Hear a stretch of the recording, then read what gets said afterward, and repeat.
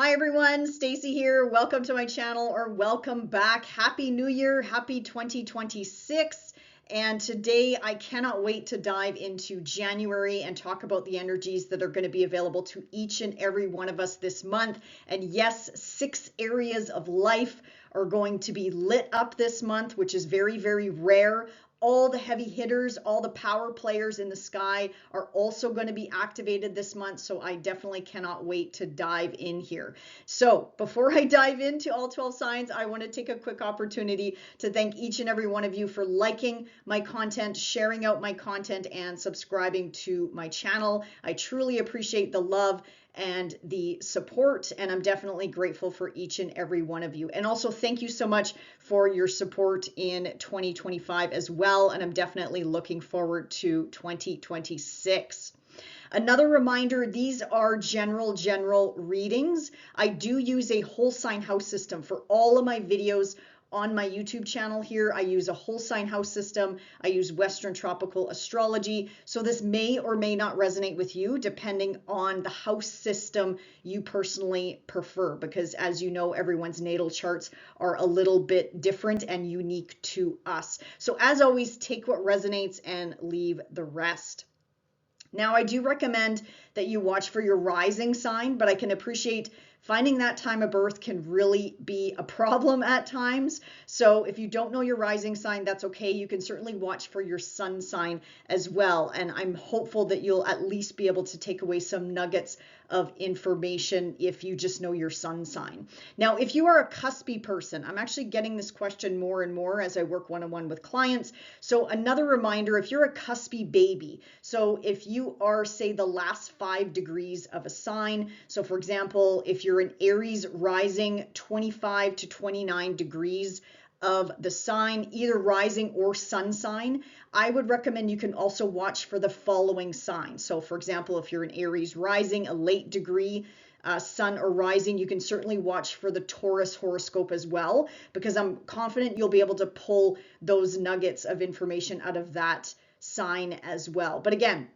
you do you. It's certainly not necessary. I mean, if you're a 29 degree Aries individual, for example, I mean, you are through and through an Aries. So, but I just thought I'd throw that out there because I am getting that question more and more from clients. So you can certainly watch for the next sign. And of course, if you'd like to get a tailored reading to you, for you, all about you, you can check out my website, and I'll be sure to put the link in the description box below. Just a quick note though, I am going to take a break the month of January and February. I'm hoping to reopen my web store middle of February, actually right when we have our very first eclipse on or around February the 17th. Yes, believe it or not, we are also coming into eclipse season really quick here. So I will reopen my web store middle of February, and then I am going to start booking the first week of March. So thank you in advance for your patience. I just need a little bit of a break to deal with some personal matters in the next couple months here. So another reminder, I have way more links down in the description box below, and also timestamps are always found in the description box below as well. Some high-level overviews for the month ahead just before we get into all 12 signs here. So as you can see on the screen here, feel free to take a screenshot for those of you that like the day-to-day breakdown of the mundane transits. And man, what a month ahead, you guys. I am so looking forward to January. Yes, I think I already said that. But as you can tell, look at all those sextiles, look at all those conjunctions, look at all those oppositions and trine energy that is coming down the pipe for each and every one of us. I'm really going to focus in on the 2 areas of life that are going to be just packed full of planets, and that's the Capricorn area of your birth chart and also the Aquarius area of your birth chart. Now, if you don't know your birth chart, don't worry about it. I am going to go through each and every sign. And not only that, as I mentioned before, all of these transits this month are going to wake up the heavy hitters of the sky. So that is Pluto, Neptune, Uranus, Saturn, and Jupiter. They're all going to be woken up by these transits this month. So it's really going to pack a punch this month, you guys, in a really positive way. But one thing I also want to remind everyone is, if you've been watching me for a while, you've probably heard me say this.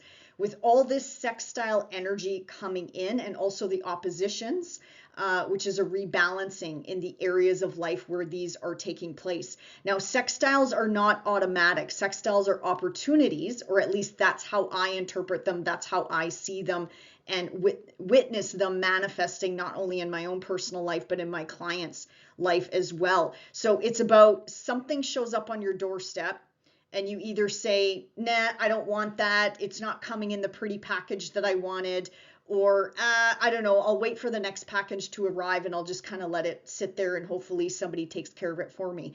So opportunities will be coming in this month for each and every one of us. And it's up to us to take advantage of those opportunities or not. This is the month to put yourself out there. Love, business, work, volunteering, moving, big, like think big, big, big. With all these conjunctions that are happening, conjunctions are neutral energy. Technically, it's neutral energy, but where it comes down to what two planets are coming together. So obviously, for example, the Sun and Venus coming together is going to have a different conversation than, say, Venus and Pluto, for example. So it's neutral energy, but it's fresh new beginnings on multiple fronts. Like I said, 6 areas of life are going to be activated for the month ahead. So I would say manifest, put your intentions out there, start moving the chessboard pieces around on the board. Get out of the house, people. Get out of the house. If you're looking for that, perfect love relationship or a new friendship or a new job or a new business opportunity, you're going to have to leave the house. You're going to have to get out of bed for these ones. But again, that's my opinion. There could be other astrologers out there saying that, blessings will just show up on the doorstep. But I'm a big believer of the universe can't meet us halfway until you put yourself out there. Then they start lining up those opportunities that are going to be coming your way. So we're definitely going to talk about the lunations this month, which are also absolutely incredible. And just a reminder, Jupiter and Uranus are retrograde. Pluto, Saturn, Neptune are direct.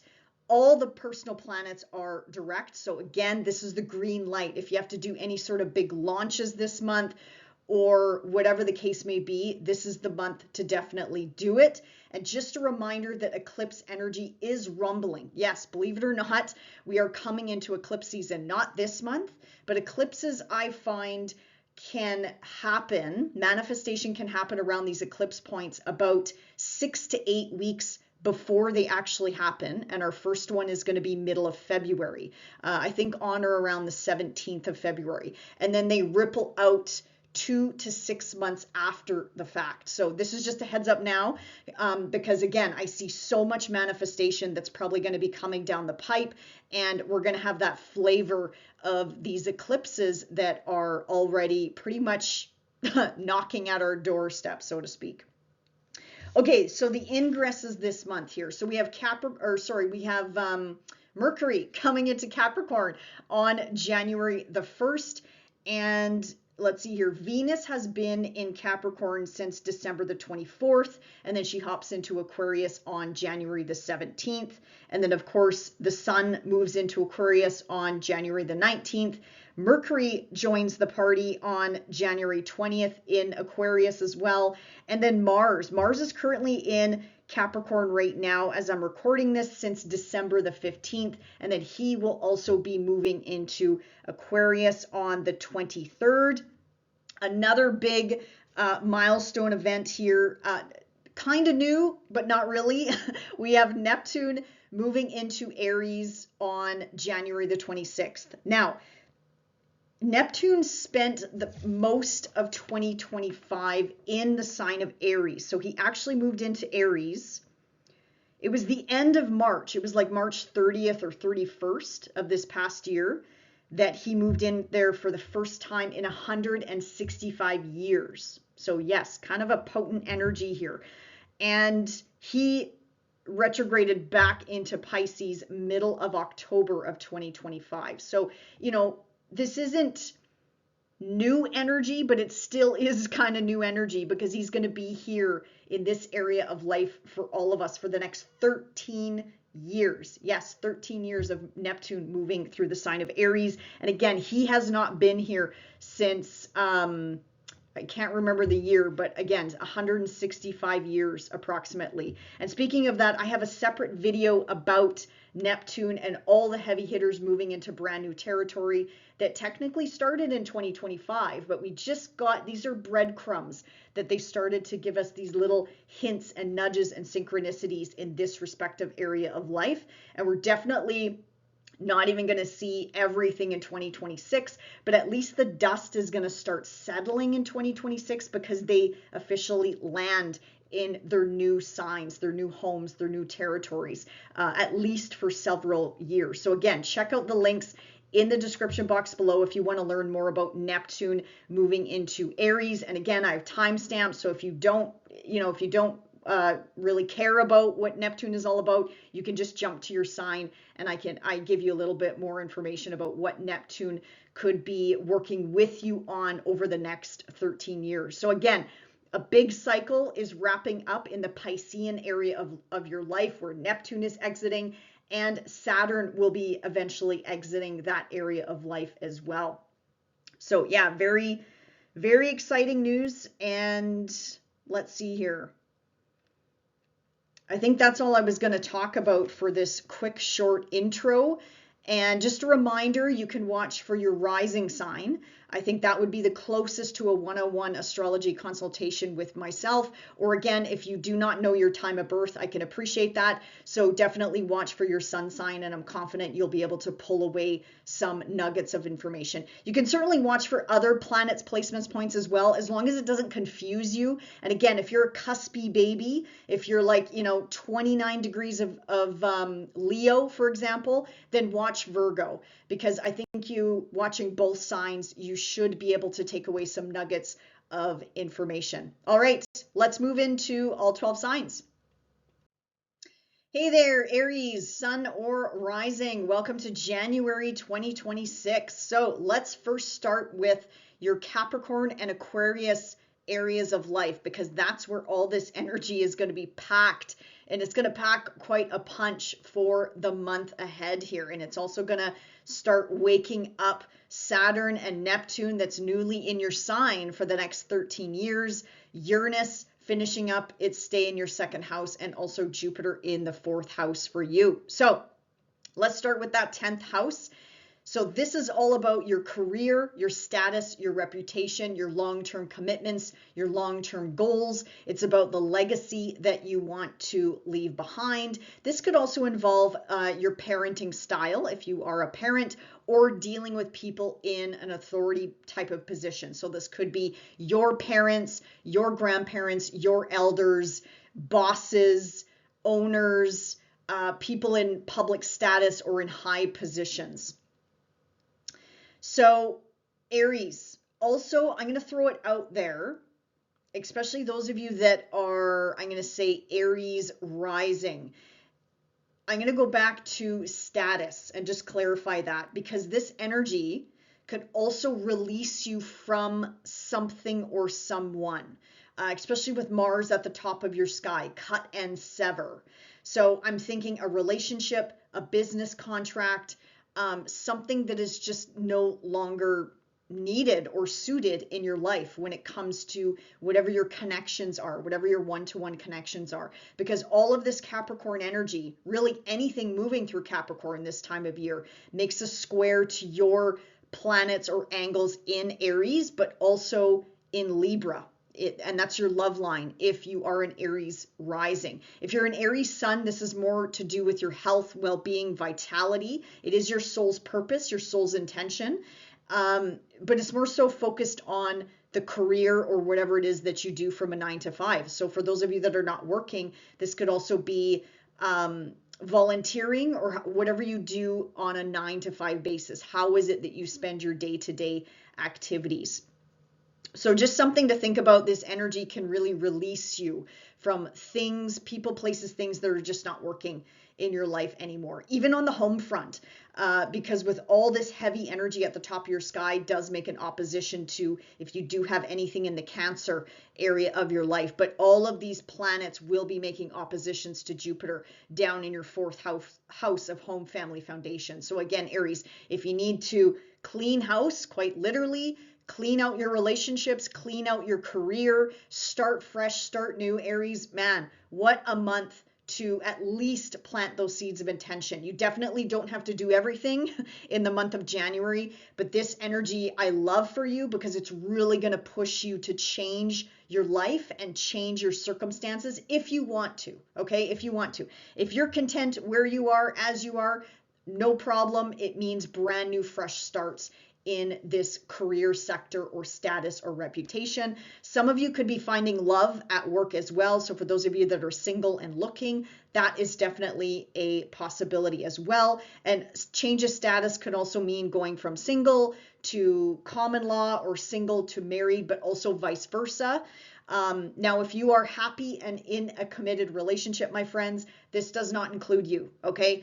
This message is for those of you that know something has to change in the relationship, or maybe there is a relationship that you do need to leave behind or reconsider, or something in the relationship has to change, whether in love or business, or again, anything to do with your one-to-one connections, even your parents, as I mentioned, or your parenting style. Like, how are you parenting? Or maybe there could be some changes in your kiddos' lives as well. So this is big energy for you, Aries, this month. It's hitting all your big angles. Now, once the energy moves into your Aquarius house, this shifts the energy a little bit. Again, for those of you that are not working, I really, really, really want to encourage you to put yourself out there. You know, whether it's helping out animals, whether it's helping out other people, whether it's helping out, you know, think global, think collective, for example, helping out from a global perspective or a local perspective. So I just encourage you to help out where you can. I'm not saying, you know, go broke or anything like that, but just, you know, volunteering a few hours a week, I think could go a long way. And I think it's really going to light you up and lift you up. Again, bringing you back to your purpose, especially for those of you with your sun sign in Aries. It's kind of like giving back to your community or humankind in some way, shape, or form. Now, the 11th house is also about friendship circles.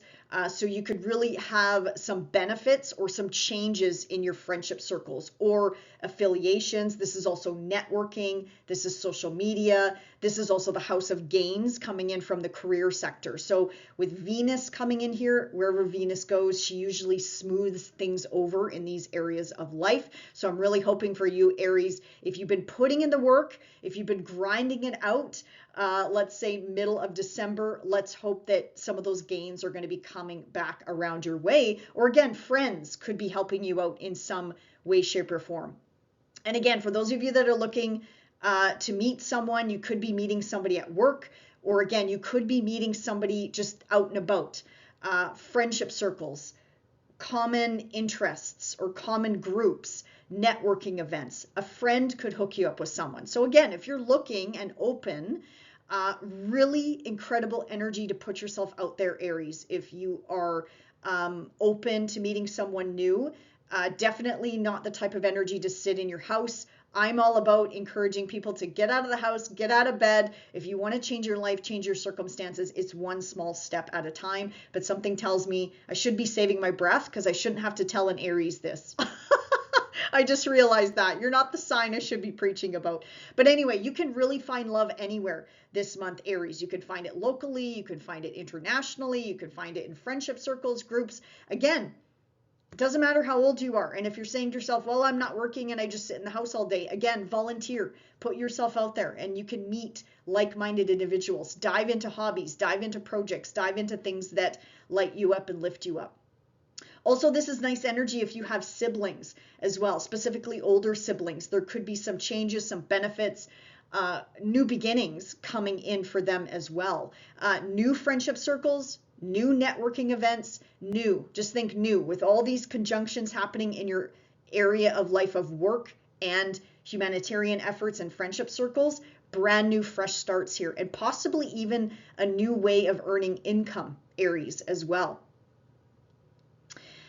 And just another reminder, if you want to learn more about Neptune in your sign for the next 13 years, check out the links in the description box below where I dive into way more detail about what Neptune could be doing in your first house. I mean, definitely you're going to be going over a spiritual overhaul, I'm going to say, and also like a makeover. I'm thinking like a magical makeover, Aries.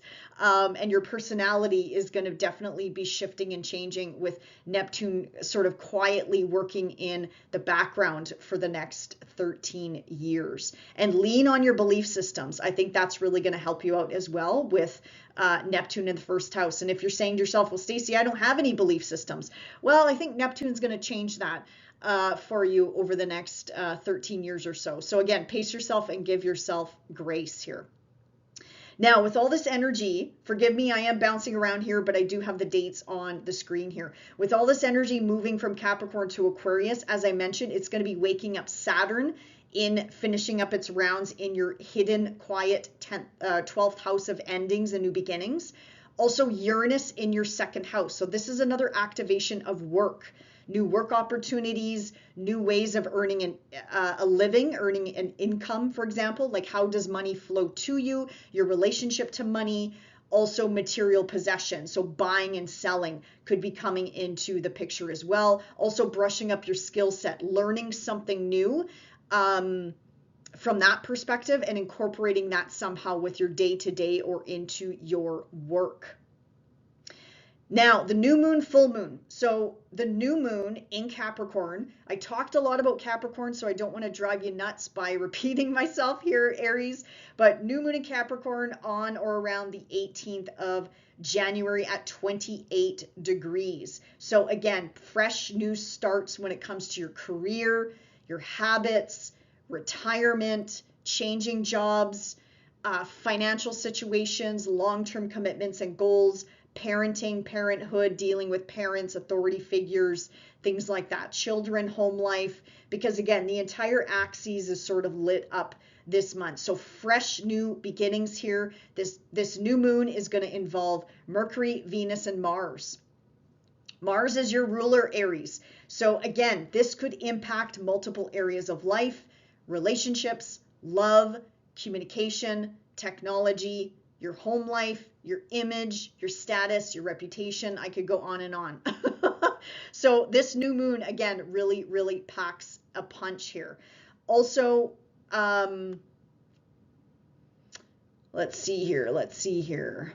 Yeah, this new moon is also making a beautiful trine to Uranus down in your second house of money, earnings, and income, my friends. So this could be a really financially abundant month ahead for you. But again, depends on how you utilize this energy, Aries, with all these conjunctions, all these new beginnings.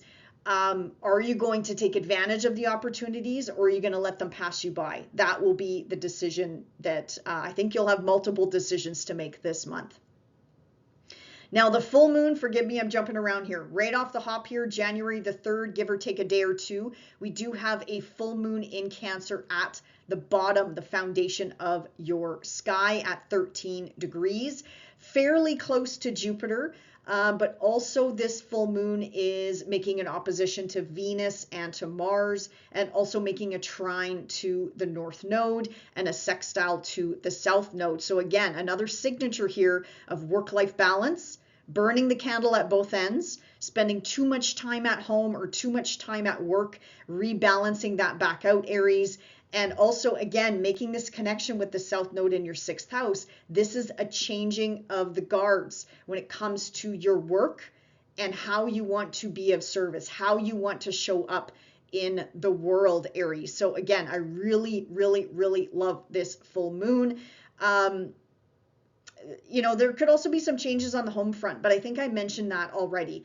So yeah, forgive me. If I'm repeating myself, it just means that I'm seeing the signatures in this generic birth chart over and over and over again. So again, keep in mind your birth chart might add additional layers to this, Aries. So always do keep that in mind. Let's see here. Yeah, changes on the home front, changes with family, self-care, roots, ancestry, property, buying, selling, moving, the past, retirement, mother, father, authority figures, you as a parent. Definitely there could be some changes with that. Maybe there's kiddos leaving the nest, or maybe they're coming back home into the nest. So then there has to be some adjustments there.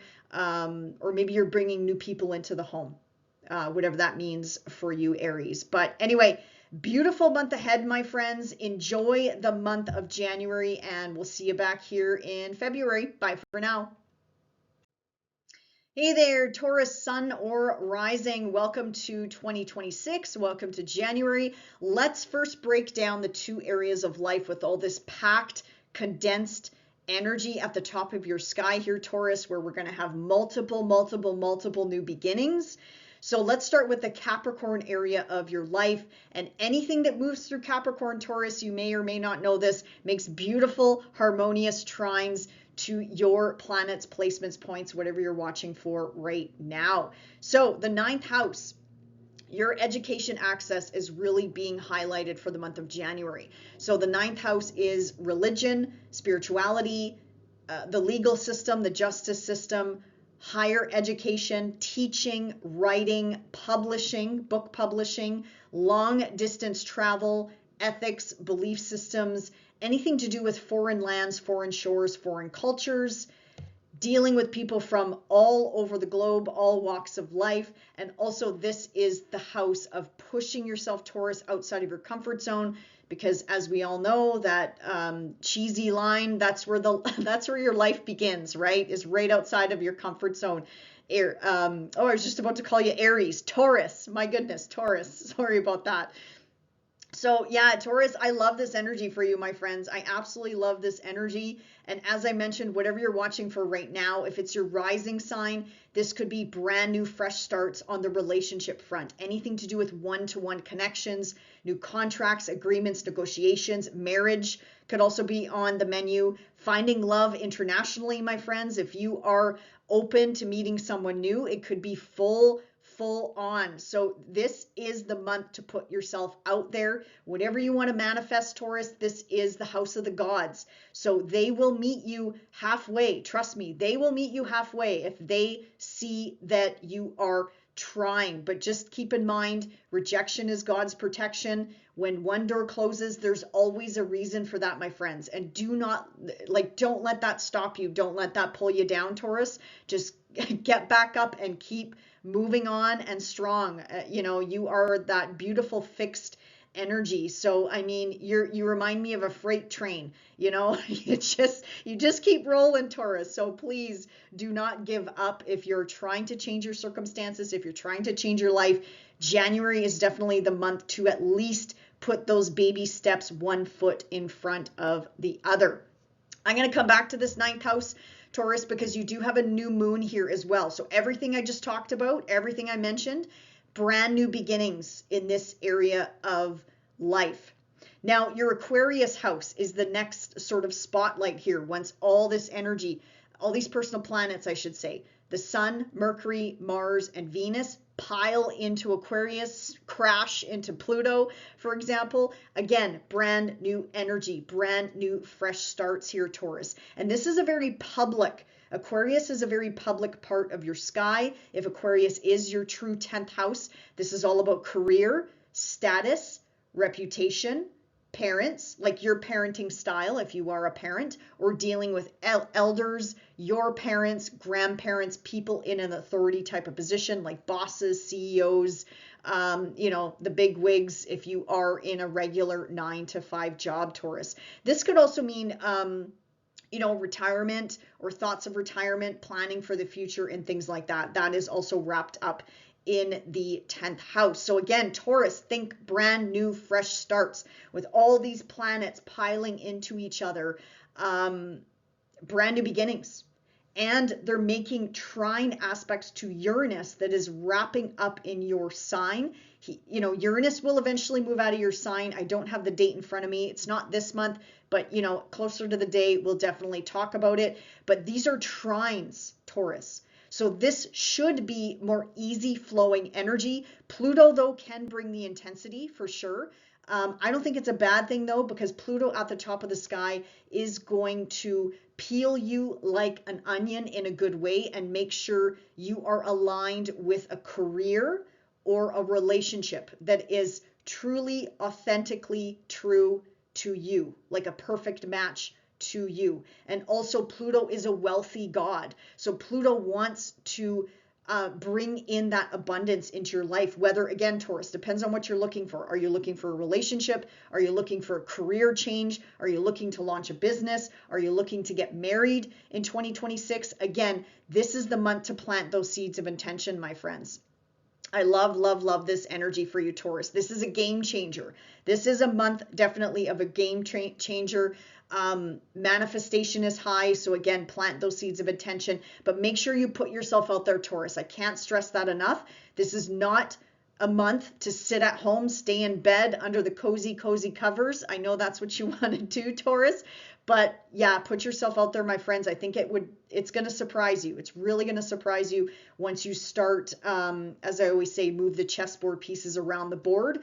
And then, like I mentioned, the gods, the universe, your angels, your spiritual team, they're going to meet you halfway and they're going to help you out. Okay, and then on top of it, as these planets are wrapping up in Capricorn, they're making opportunity aspects to Saturn wrapping up in your 11th house, and also Neptune that's newly in your 12th house for the next 13 years. So again, bringing in benefits from a career standpoint, from again, anything to do with foreign shores, foreign lands, foreign travel, actually traveling, Taurus, period, could be incredible, off the charts for you this month. I really encourage it if you're able to do your best to try to get away this month. But also Saturn's going to bring in that structure and that stability. 11th house is also gains, friendship circles, networking, social media, again, putting yourself out there on social media, and dealing with also like-minded individuals or humanitarian efforts. Like, think big collective efforts, big collective movements. You could also be heading up one of those as well, or some sort of international movement, or helping people across the globe in some way, shape, or form, Taurus. So I really, really, really, really love this for you. Think big, go big, my friends. Again, it doesn't have to happen this month, but I just encourage you to take one baby step in that direction to get yourself a little bit uncomfortable, Taurus, this month.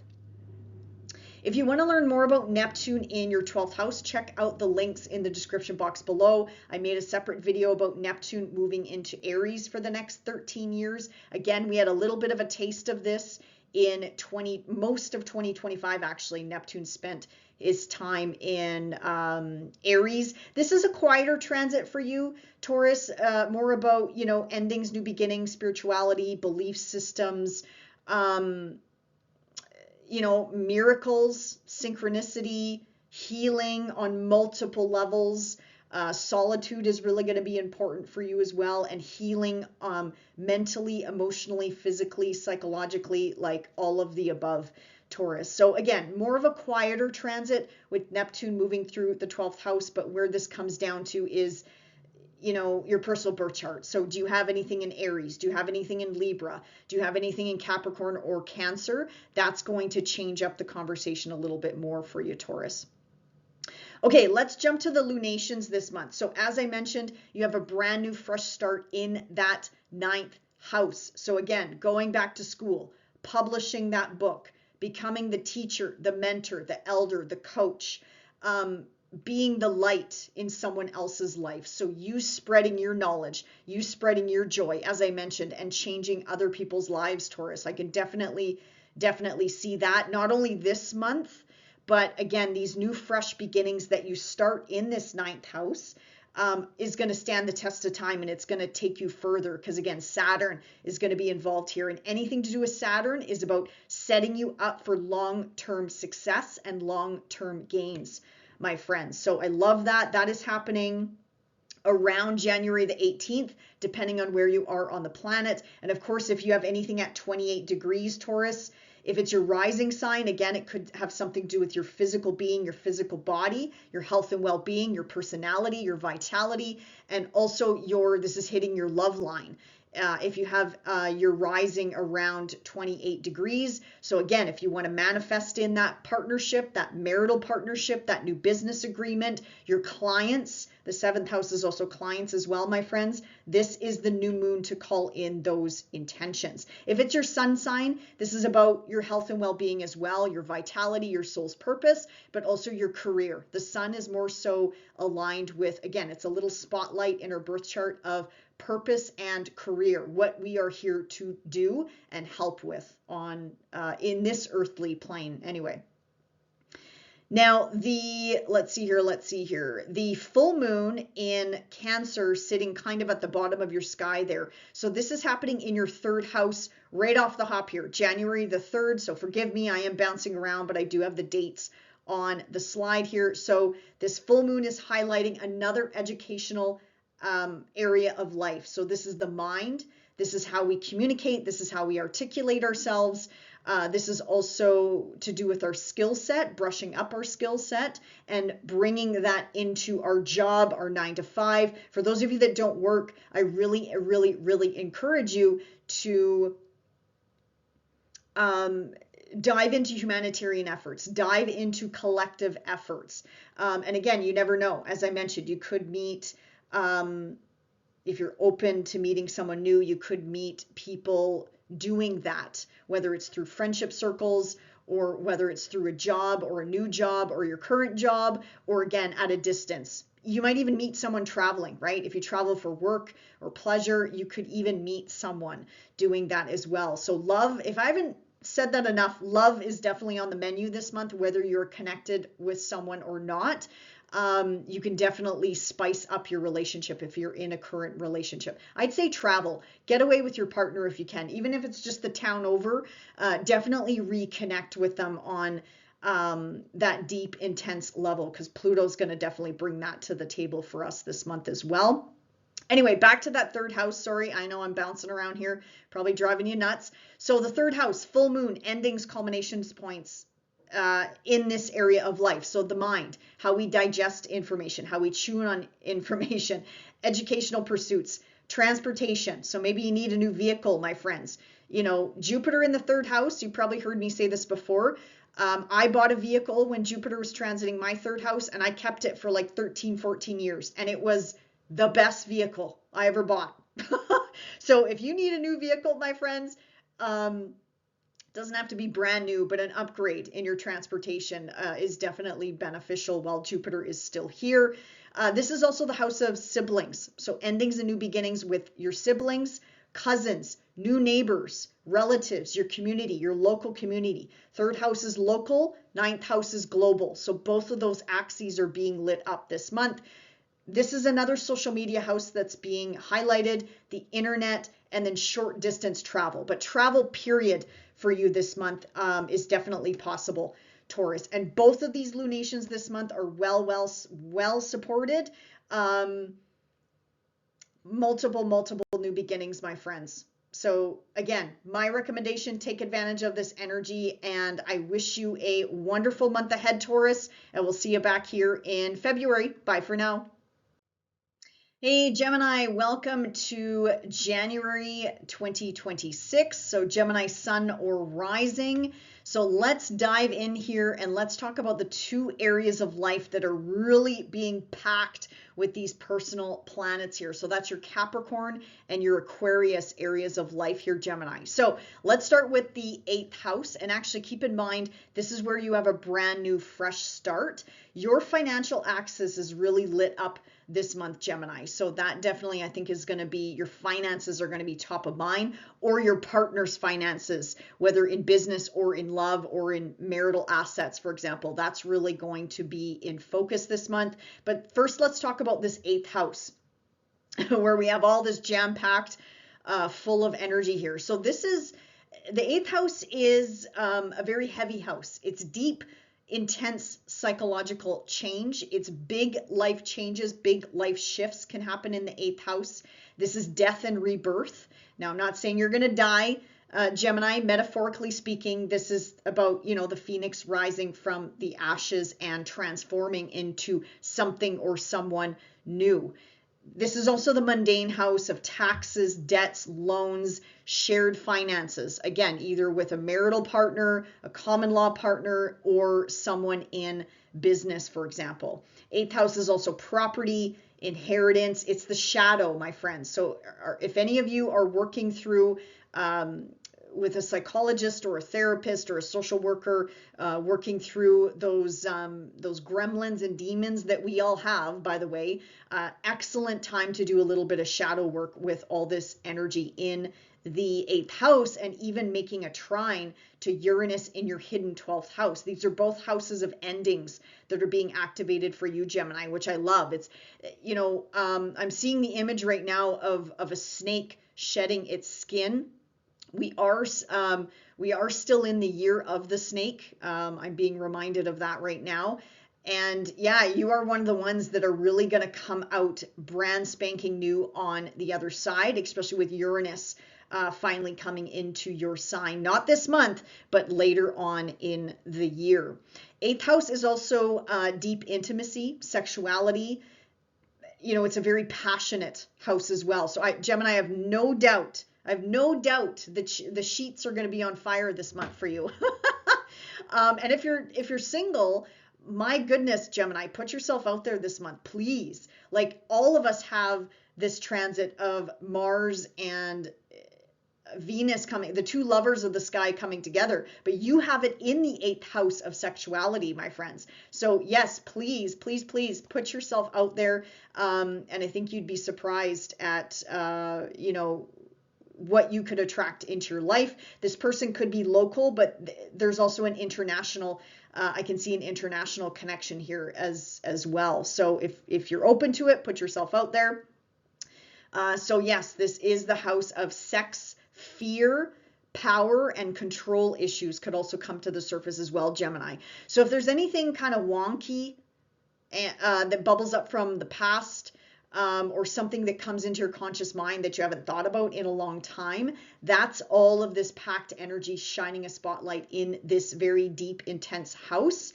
And that's okay. It means that it's being bubbled up, brought to the surface for a reason, asking you to acknowledge it, to heal it, to release it, and let it go once and for all. I know that's easier said than done, my friends, but with this new moon in Capricorn in your 8th house is really going to help you release this over time. I'm going to say over the next 6 months, it's going to kind of happen in waves for you if that resonates with you.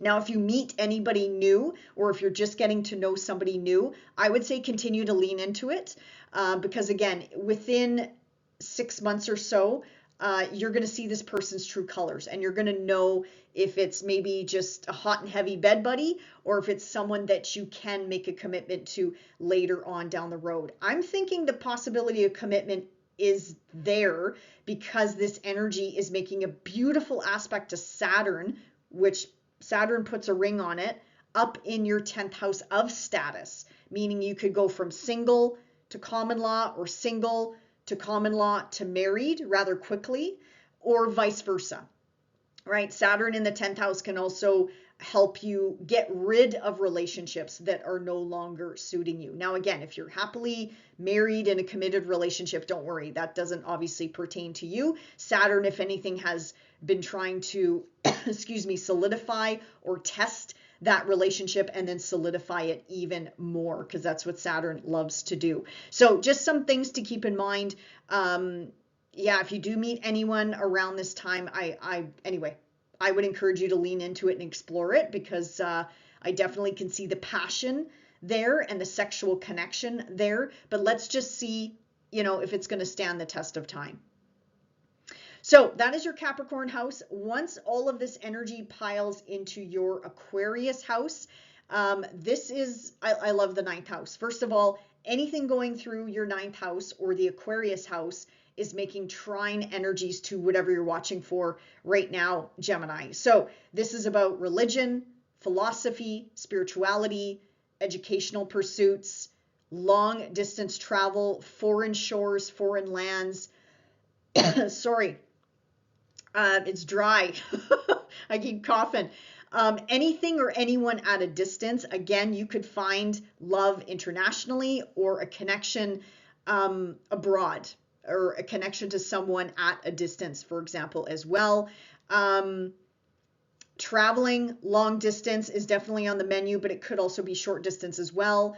Publishing, book writing, well, writing in general, becoming the elder, the teacher, the mentor, the coach is also in this ninth house as well. The ninth house is the house of the gods. The ninth house this is where you push the boundaries a little bit. You push yourself outside of your comfort zone. I have no doubt Pluto is going to be helping you do this over the next 18 years or so. But this is getting down to the dirty here, getting down to your true authentic self when it comes to your ethics, belief system, spirituality, educational pursuits. Again, you becoming a teacher, you becoming a coach to someone or some group or association or affiliation, because this is the house of humanitarian efforts as well. Now, for those of you that are not working, I would say please get involved with collective pursuits, whatever that means to you. This could be, again, something at a distance. This could be local. This could be international. This could, have something to do with animals if you want nothing to do with humans. Dive into something that lights you up and lifts you up, because in the ninth house, Gemini, I think you are going to be the light in multiple people's lives, not just one person's life, but multiple. So share the wealth, Gemini, share your gifts with other people, because you have a lot to share, you have a lot to give. So I'm just encouraging you to lean into that. Now, for those of you, this could be a career move, but for those of you, like I said, not working, I encourage you to get creative and get connected with like-minded individuals and make sure you're passionate about it. And just put yourself out there, my friends. Yeah, this is absolutely incredible, because as I mentioned, as this energy is moving through Capricorn and Aquarius, it's waking up Saturn in your 10th house that's wrapping up. It's waking up Neptune that's newly in your 11th house, and Uranus that is just wrapping up its stay in your 12th house. So lots of energy at the top of your sky, my friends. So definitely take advantage of the opportunities this month, of course, if they feel right. I'm not saying you have to accept every single opportunity, because it'll probably make your head spin, but at least lean into one of these new changes or challenges that could be coming your way. Okay, let's jump into the new moon and the full moon. So let's go back to that new moon in Capricorn. I described the 8th house energy, so I don't want to bore you by saying that all over again. But again, you have a fresh new beginning in a financial house, or a fresh new start. Your partner is going to have a fresh new financial start in some way, shape, or form with all of these conjunctions. Is it going to manifest this month? It may or may not, but this is definitely a month to plant those seeds of intention for what you want to manifest. Not only the next 6 months, but I'd say even beyond, because again, all of this concentration of energy piling into Pluto, making opportunity aspects to Saturn and Neptune and Uranus definitely pack a punch. And there's big synchronicity coming in here with Uranus helping you out from that 12th house. So Uranus is not only helping your partner, but Uranus is also helping you with this new financial endeavor. Again, whether it's personal, business, new job, new way of earning an income, or a business launch, whatever the case may be. Again, good month to launch something, my friends. And the full moon in Cancer, forgive me, I am jumping around, but I do have the dates on the slide here. So full moon in Cancer right off the hop on January the 3rd, give or take a day or two, depending on where you are on the planet. Again, a financial house. So this is the house of work, money, finances, resources, your income. Like, how does income come to you? If you're not working, how do you pay the bills? Again, I encourage you to lean into those volunteer or humanitarian or some sort of collective efforts there. Second house is your value system, how you earn a living, your skill set, your skills, your talents, your abilities, material possessions, anything that belongs to you. So the second house is about you, and then the 8th house, which is also being activated at this full moon, endings and new beginnings here, could be about your partnership, like whoever you share a bank account with, your piggy bank with. Now, if you're single and on your own, again, this is about you standing on your own 2 feet. I'm not saying you're not already doing that, Gemini, but I'm encouraging you to take it to the next level. Set those goals and intentions of what does wealth mean to you? What does abundance mean to you? What does prosperity mean to you? And also, buying and selling looks really good this month as well, whatever that means to you. If you want to get rid of stuff, if you're looking to buy more things or material possessions, I mean, definitely the choice is yours. Both lunations are incredibly supported this month. It doesn't mean it's going to be a cakewalk, but again, Gemini, I'm sure you will be definitely up for the challenge if there is any. And again, this is where it comes down to your personal birth chart, my friends. What areas of life, like, do you have any planets in Cancer or Capricorn or any other areas of life that could be activated during this time? All right, Gemini, enjoy the month ahead, and we'll see you back here in February. Bye for now. Hey, Cancer, Sun or Rising, welcome to January, welcome to 2026. Let's break down the month ahead, and I want to start with 2 areas of life that are jam-packed with personal planets this month, Cancer, and also you have a brand new fresh start in your partnership sector this month. So let's start with your Capricorn house, which sits across the street from you, Cancer. So this is all about your partnerships, my friends, your connections with friends, family, loved ones, relatives, your siblings, your marital partnerships, your business partnerships, anything to do with your one-to-one connections and how you relate to the other or another individual. The 7th house is also a marital house. Maybe some of you are getting married this month or within the next 6 months, because I can see there are seeds of intention being planted in this 7th house, or at least I encourage you to plant those seeds of intention in this area of life. But this is also the house of contracts, legal situations, legal battles, business partnerships, anything to do with signing on the dotted line, my friends.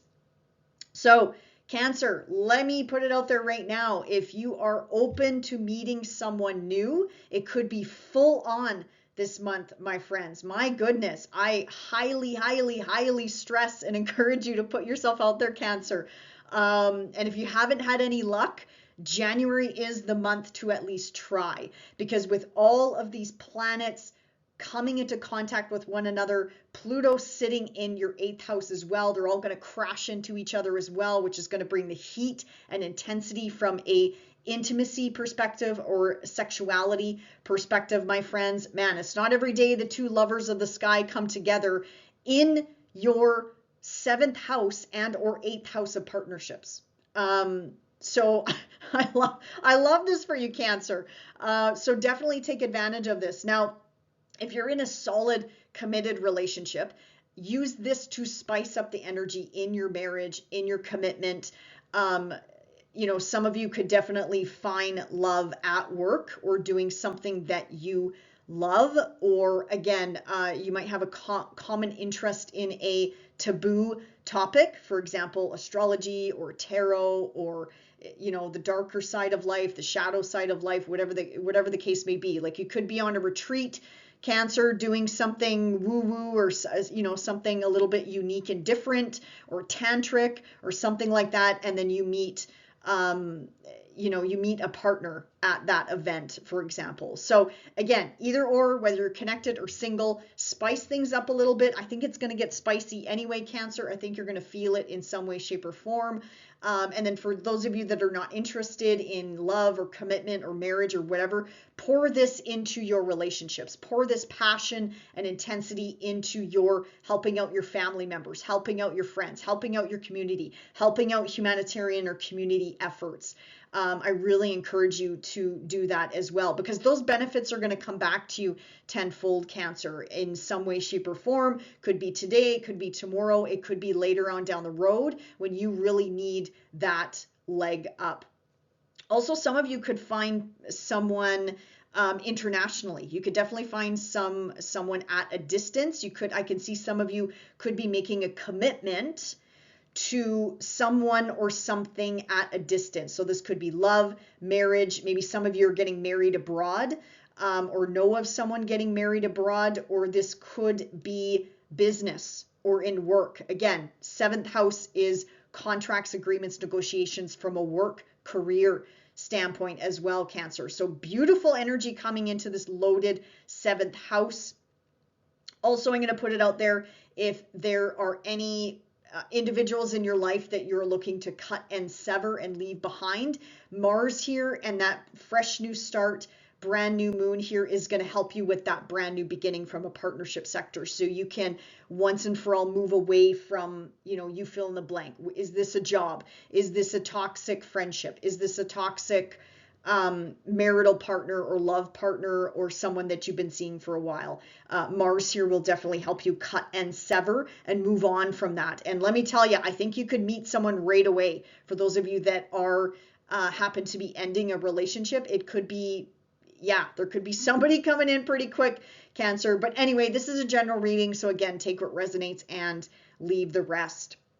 Now, once all this energy piles into your 8th house of Aquarius, and like I said, all these planets are crashing into Pluto here, amping up the intensity of this 8th house. So 8th house is a house of endings. It's a house of death and rebirth. I'm not saying, you're going to die or someone's going to die, but think of the phoenix rising from the ashes. This is the house of big, big, big life shifts and changes. This is the house where you can, one of the houses, I should say, where you can definitely transform and change your life for the better. And it definitely could be connected to community or whatever community or humanitarian efforts or groups or friends or associations or affiliations could mean to you, Cancer. This is also a deep, intense psychological house. So healing on multiple levels. What else? Debt, taxes, loans, money. This is your partnership sector of money. This could be money that you earn from, say, for example, your clients. Or how does money flow to you? Is it through the government? Is it a pension? Is it alimony? How does money flow to you? But this could also represent endings and new beginnings with your partner's finances here. With Venus here, I'm really hoping this will benefit your finances and your partner's finances. But with all of these conjunctions, I'm thinking there's something that needs to change and shift and pivot in a financial situation that you're dealing with. And again, it could be a mortgage, a loan, taxes, the tax man comes around, whatever the case may be, Cancer. Also, Mars in the 8th house, once he hops in here on the 23rd, Mars in a financial house can make you burn through money really fast. So just a heads up there, Cancer. I mean, if you have the means to do so, you do you. But if you're trying to stay within a budget, Mars here will definitely challenge you to blow the big bucks. Again, on somebody, on a lover, on a, could be a family member. You know what, Cancer, it really could be anybody. Because we have 4 personal planets here coming together. So it really could be any walk of life, friend, family, relative, children, grandchildren. So again, Cancer, you do you. I definitely don't want to harp on you about this. Also, investments.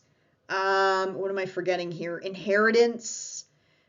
Property is in the 8th house as well, and any sort of deep shadow work, which I think I mentioned. Any sort of psychological shifts, endings and new beginnings from the psyche, mentally, emotionally, spiritually, physically, also come in through the 8th house as well. Also, fear, power, control issues could also be coming up this month. So, and possibly into next month as well, because we're going to have the Aquarian energy carry us into February. So Cancer, any weird things, memories coming up from the past, they're bubbling up for a reason. Fear, power, control issues, bubbling up. Even sexuality, even sexual tension or not being satisfied from that perspective in the bedroom. Make sure you communicate with Mercury here. Make sure you are communicating clearly with your partner, because things can definitely get intense in the bedroom in more than one way. in more than one way, Cancer. So just be sure you're clear with your partner, and you understand your partner clearly as well. Because yeah, if there's any sort of trauma that's coming up from the past, it is nudging you. This is a gentle nudge to maybe work with someone to help you move it out of your body, talk it out with someone, get the help that you need with all of this intense energy, all this energy moving into, a pretty deep, intense house area of life for you, Cancer. And I don't mean to doom and gloom or scare. It's just, it is what it is. It's not just one planet moving in here. It's 4 planets, personal planets crashing into Pluto, which amps up that intensity here. But there is big healing on the way for you, Cancer, as well. Okay, let's jump back to that new moon. So we talked about the 7th house. You have a brand new fresh start here in your partnership sector on or around the 18th of the month. Yes, I'm bouncing around here a little bit, but check out the dates on the slide here. Brand new relationships, business, love, marriage, anything to do with your one-to-one connections here, Cancer. Again, new job opportunities could also be coming in, and there's a connection here possibly to international shores, educational pursuits, mentoring, teaching, coaching, dealing with the government or working with the government, or big banks, big associations like corporate America, corporate Canada, things like that. Cancer could be involved with this new fresh start. Neptune at the top of your sky for the next 13 years. If you want to learn more about Neptune transiting your 10th house, check out the link in the description box below. I dive into way more detail of what this means for each and every one of us. So check that out if you're interested. But again, all this energy piling into Capricorn and Aquarius is waking up Saturn, Neptune, and Uranus as well. And these are all sort of at the top of your sky here, Cancer, working with you on building your public status, reputation, getting you into a career that is truly authentically for you, readjusting your belief systems, religion, spirituality, whatever that means to you, for you. So that's really going to be coming to the forefront, not only this year, but I mean, it's going to stand the test of time, my friends. Any big changes that you make, not only this month, but in the next year of 2026. Okay, so that's the new moon. And last but not least, we have a full moon in your sign this month, Cancer. So 13 degrees on the 3rd of January, give or take a day or two, depending on where you are on the planet. But again, this is shining a spotlight on you, Cancer. So this is about your physical appearance, your identity, your relationships, your career, your health and well-being of the body, the physical body, how you're taking care of the body. Get those checkups, Cancer, if you haven't already done so. And anything that happens in the 1st house is connected to big life themes, big life changes and shifts, and creating the life that you want and desire, my friends. So, and again, full moons shine a spotlight opposite to it as well. So it's not only about you, but it's about that 7th house. So yes, I know I've repeated myself. The 7th house keeps coming up. Big emphasis on your relationships this month, Cancer. All right, my friends, enjoy the month ahead, and we'll see you back here in February. Bye for now. Hey, Leo, sun or rising, welcome to January, welcome to 2026. Let's break down the month ahead here, Leo, for you. Your 6th house and your 7th house is definitely going to be in focus, and multiple new beginnings are happening, not only in these areas of life, but again, it's activating Saturn in your 8th house, Neptune newly in your 9th house, and also Uranus that's just wrapping up his stay in your 10th house. So Leo, let's start with the 6th house. Keep in mind, you also have a fresh new start in this area of life. So the 6th house is a very busy day-to-day house. It's about your work. It's about your 9 to 5. Now, for those of you that are not working, I encourage you to lean into volunteer efforts, humanitarian efforts, and helping out animals. So if you don't do humans, lean into animal supports or global supports, or just collective efforts from a whole perspective. Leo, you're all about the light and the heat and sharing that with other people. So I really encourage you to lean into that, whether you're working or not working. But again, I can appreciate everybody's timetables are a little bit different here, but especially if you're not working, definitely lean into those efforts of being of service in some way, shape, or form. So the sixth house is duty, responsibility. It's also your health and well-being, Leo, fitness, diet, health habits. Really good time, Leo, actually, to, with Mars here, cut and sever any sort of dietary habits or dietary restrictions, or getting on a better health routine or regime. Excellent energy here. But with Venus here, that can bring in the sweet tooth, I'm thinking. So it's a double-edged sword here. Leo, I can see you could pick up a dirty habit, but then you can also let one go. So anyway, I'm not here to preach. I'm just here to give you a heads up with all this energy moving through the sixth house here. Sixth house is to do with animals and pets. I think some of you will be getting some new animals or pets or whatever the case may be with all this packed energy in the sixth house. This is also about your day-to-day habits and routines that could be up for some change, or challenge you to change something in this area of life, Leo, because with all these conjunctions, conjunctions are neutral. It's about the energy that comes together and what we do with the energy, if anything at all. Sixth house is also the workplace. So for those of you that are not working from home, that are in a 9-to-5 job, going into the office or going into some sort of workspace, even if you work out in the field, that would be considered your workplace or work environment. So this rules over, the sixth house rules over your coworkers, people that you work with on a day-to-day basis, and obviously your duties and obligations to the workplace. The sixth house is how can you show up and be of service, Leo. So lots of packed energy here. I can definitely tell vacation is over, Leo. And for some of you, maybe it's been over for a while, but it's kind of like back to work, back to school, back to routines, back to getting onto a healthy diet, healthy regime, all of that fun stuff about taking care of your body, Leo. Now, also, if you've been putting off any sort of health testing or anything to do with needles or blood work or anything like that, or testing of the body in some way, shape, or form, I would encourage you, Leo, to get that back on the calendar, get that back on the schedule.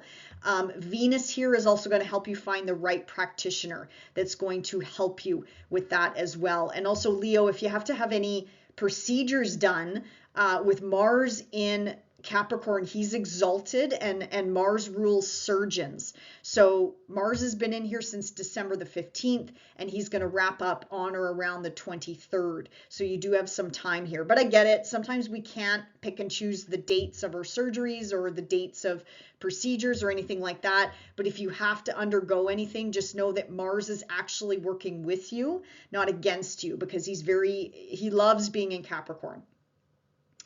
And then Venus here will help smooth things over in this area of life as well. And also for those of you, the sixth house is like rental housing, rental agreements.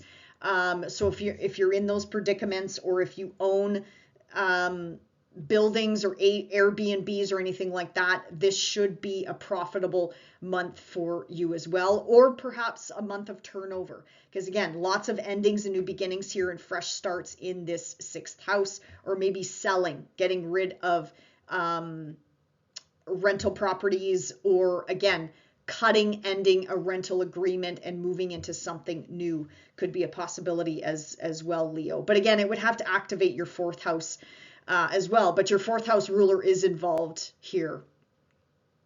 Okay, so Leo, once all this energy then piles into your seventh house of your one-to-one connections. So this is marriage, this is love, this is business, this is contracts, agreements, negotiations, Leo. And keep in mind, they're all going to crash into Pluto.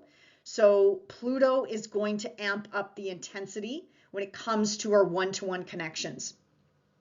And my goodness, Leo, if you are single and looking, my friends, put yourself out there. This is the month. And if you're saying to yourself, I've been trying, you know, it's not every day that the two lovers of the sky come together, plus come into contact with Pluto. So that's going to amp up the intensity behind closed doors in the bedroom. Whether you're married or single, this is really going to be beneficial, I think, for your partnerships. But I can also see the tension here, not only sexual tension, especially if you meet somebody new. So it'll be up to, I think, Leo, it's going to be really tempting to jump into bed with somebody new, because the sexual intensity with this transit is off the charts. I'm not complaining about it, but it's there. I just want you to know it is definitely there, and your ruler is going to be involved as well with the sun here. For those of you connected, again, spice up. This is definitely going to spice up the relationship between you and your marital partner. I love this for you. If you can get away and travel for a little bit, even if it's the next town over or the next city over, I'd say take advantage of this energy and reconnect on a deep, intimate level, especially if you've had kind of a chaotic holiday season, or the last few months have been chaotic. Not a bad time to take a vacation if you can, Leo. And yes, I know Leos love the sun. I'm a Leo sun myself. I mean, it's kind of like bring the heat, especially for those of us in the northern hemisphere that we're pretty much in the dead of winter here. But hey, we're halfway to your birthday season, Leo. I think I said that to you last month as well. So hallelujah, hallelujah. Okay, let's see. Yeah, you could also find love at work. You could find love being of service. So again, volunteering, leaning into community efforts, just leaning into anything that you love. And, you know, you could find love close to home or at a distance. I'm seeing that with a lot of signs, because again, we have so much energy. We have 6 areas of life being activated here. So Leo, the love could be at a distance or close. Yeah, but regardless, yeah, put yourself out there, my friends. My goodness, it's full on this month for meeting somebody new. Let's jump back to that fresh new beginning. Actually, you know what? Sorry, let me just say one more thing about the 6th house. All of this energy coming to the end of Capricorn is going to make a trine to Uranus. It's going to wake up Uranus in your 10th house. So Leo, if I didn't already mention it, if you're looking for a new job, Mars here and this new moon in Capricorn making an aspect to, let me double check that. Yeah, making an opportunity aspect to Saturn, which rules your house of work, making a trine up to Uranus in your 10th house of career, status, reputation. This could be a new job coming in. This could be 7th house is also your clients, Leo. So if you own a business, run a business, all this energy that's going to pile into Aquarius is going to attract in more clients your way. Actually, you could even fall in love with a client. I can see that connection could be coming in as well. But yeah, Leo, if you're looking to change your job or looking for new opportunities or looking for ways to expand your business, Saturn is supporting you, Neptune is as well, and Uranus, Leo. So this is definitely really nice energy coming in for you in your career sector, work sector, or retirement. This could, this move here could be, you know what, I'm endings and new beginnings on the career front, meaning retirement and moving into the next chapter of your life and doing whatever you want to do. Run a business, own a business, buy a business, with Saturn in your 8th house of debts, taxes, loans, dealing with big banks, big corporations, getting that business loan, signing on the dotted line with all this energy in your 7th house. Marriage, did I mention marriage? Getting married to a new job or married to a new individual. Yeah, this is incredible energy, Leo. I think, well, this month is going to be a game changer for all of us for sure. Okay, let's go back to that new moon. As I mentioned, fresh new beginnings in this 6th house. I don't want to bore you by going over the 6th house again, but this is that day-to-day house. Brand new fresh starts on or around the 18th of the month. And again, having the big heavy hitters in the sky supporting you with this brand new fresh start in your 6th house. And then you have a full moon. I know I'm jumping around here, but the dates are on the screen. Full moon in your 12th house of Cancer on or around the 3rd of January, depending on where you are on the planet. This is more of a quieter, like the 12th house is more quieter, hidden. This is where Jupiter is as well.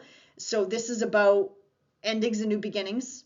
This is about preparing for a brand new cycle, wrapping up the old so you can step into the new. This is letting go. This is reflections of where is your time, your energy, your effort, Leo, being spent. Again, changing of the job, changing of the guard, so to speak. This is awakening, spirituality, growth, dreams, solitude, healing on multiple levels, and bringing forward your hidden gifts, talents, and abilities into that 6th house. Because full moons shine a spotlight on both areas of life. So your 12th house, 6th house, again, the 6th house is really being emphasized here for the month of January. Synchronicity is going to be high too for you, Leo. Like the 12th house is all about synchronicity. I think you've been experiencing this anyway since June when Jupiter moved into this 12th house. It's being in the right place at the right time. It's overhearing a conversation that resonates with you. And it's kind of like, oh, that message is for me, possibly. So synchronicity, finding gifts, treasures from your loved ones, your spiritual team that have passed. It's those nudges, those intuitive hits that you get with a full moon in Cancer. Let's see. Well, that's pretty much all I was going to cover off for the month ahead, Leo. But yeah, manifestation is high. Plant those seeds of intention. Again, call in that partner, marital partner, or again, for those of you that are looking to end a relationship, whether that's in business or love, this energy is going to help you do that. This energy is going to give you the motivation to finally once and for all change that up. And you know what, for those of you that are wrapping up a relationship or a divorce or anything like that, I think there could be somebody coming in quite quickly, somebody new, if not already. Maybe they've already shown up, but yeah, somebody new could definitely be coming in quite quickly, Leo. So anyway, enjoy the month of January, my friends, and we'll see you back here in February. Bye for now. Hey, Virgo, sun or rising, welcome to January, welcome to 2026. Let's break down the 2 areas of life that are really gonna pack a punch this month for you, Virgo. And man, it's one of my favorite houses in all of the houses of the astrological chart here. The 5th house, the 11th house for you is definitely lit up this month. So let's break this down. So as you can see, all this concentration of energy is in Capricorn, which is making beautiful, harmonious aspects to your planet's placements, points, Virgo, whatever you're watching for right now. So the 5th house is all about children, grandchildren. Fertility is going to be high, my friends. Okay, so just kind of a heads up for those of you that are looking to have kids or looking to start a family. It could be full on this month with all this passionate energy in here. And on top of it, a brand new moon is happening at around the 18th of the month, but I'll come back to that in a second here. So 5th house is kiddos, grandkiddos, love affairs, romance, dating, putting yourself out there, sex, creativity, self-expression, hobbies, monetizing a hobby.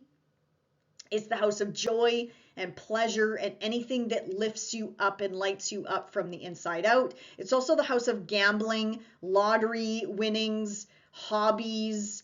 It's the house where, you know, back in school, they ask you, what do you want to be when you grow up? This is where that spark lies, is in the 5th house of, you know, whatever you want to be, it's making your dreams come true. This is what happens in that 5th house. Now, Virgo, if you are single and looking, let me tell you, my friends, I don't know if you'll be available after this transit, unless you're not interested in that, which is totally fine. If you're in a solid, secure, stable relationship, amazing. Amazing. You don't have to do much with this energy because the sexuality and the passion and the energy is just going to flow into your sign, especially Virgo rising.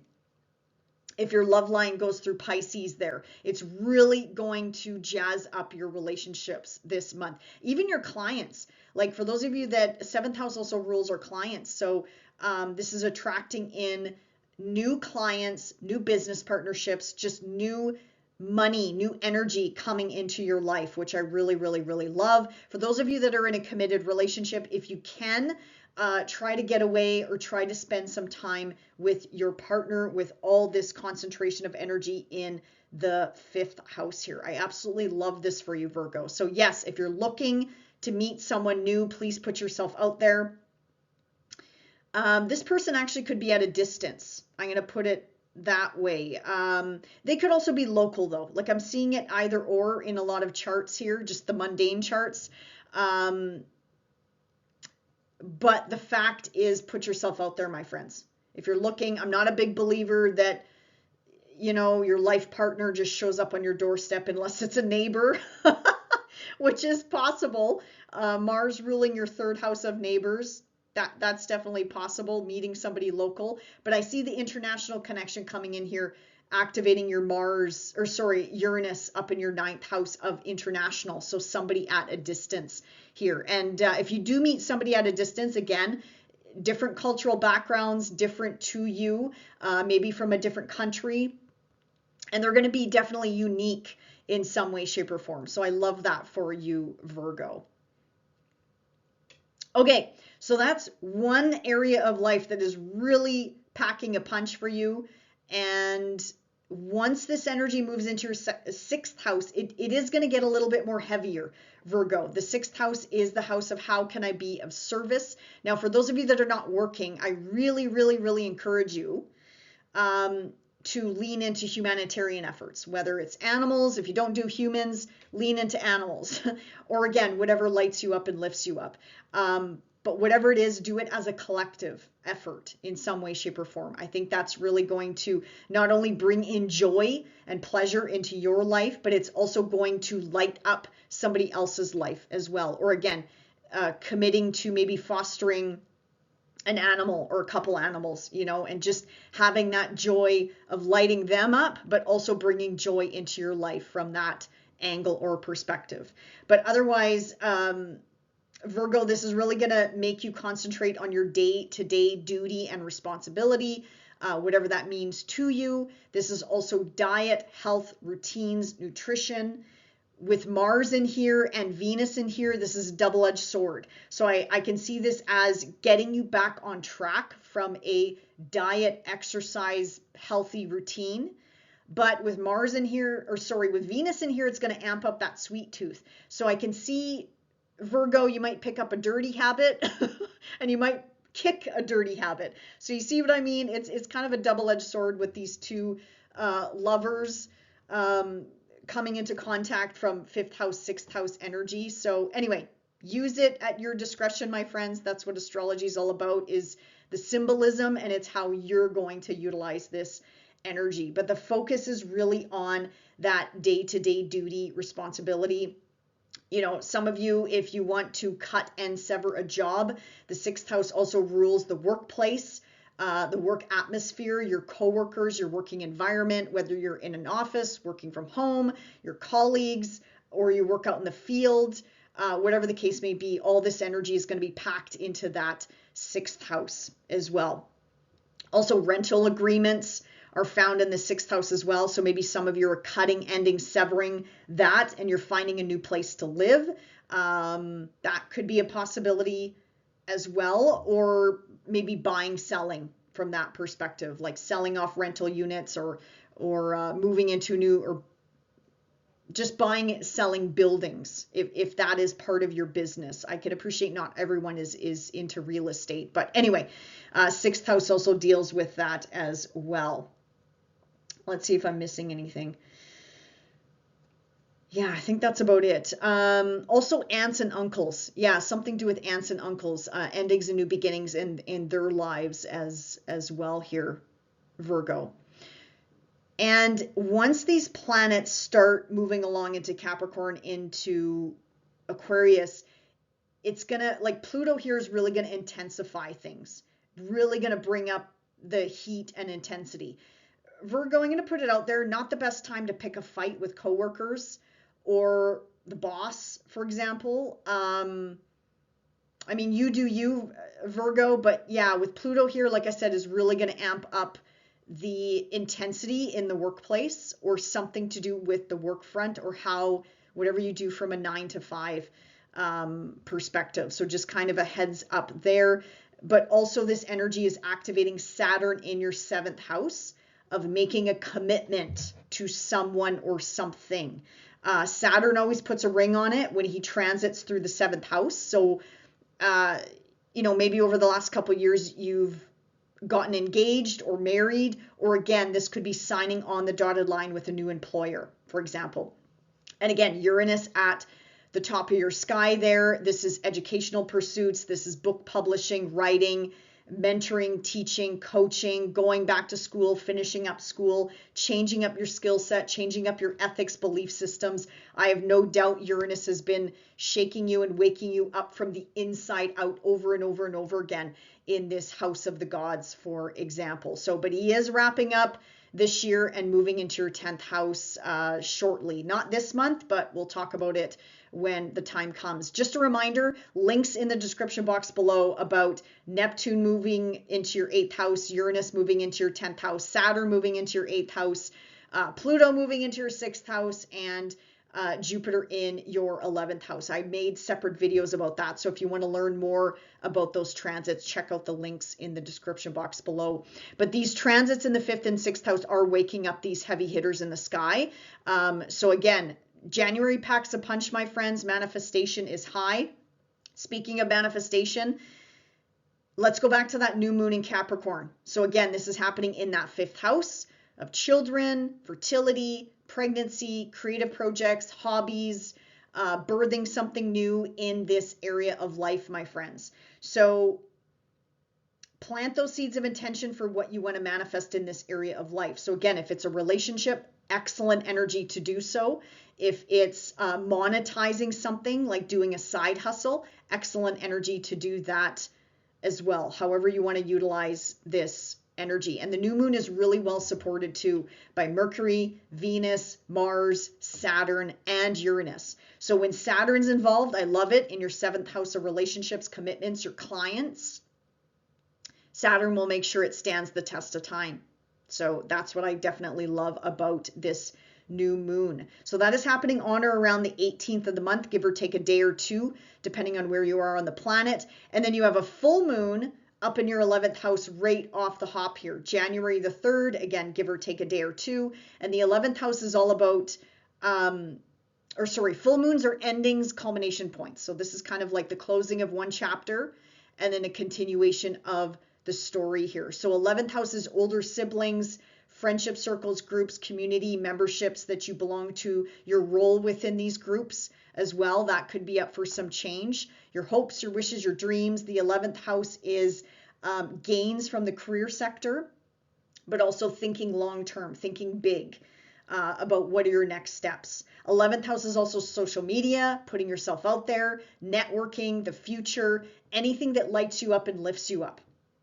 So this full moon, though, is also shining a spotlight in that 5th house. So tons and tons of energy being emphasized in this 5th house that we covered off as well. And this full moon, let me see here, is making a trine to the North Node in your 7th house of partnerships, and also making an opportunity aspect to the South Node in your sign, Virgo.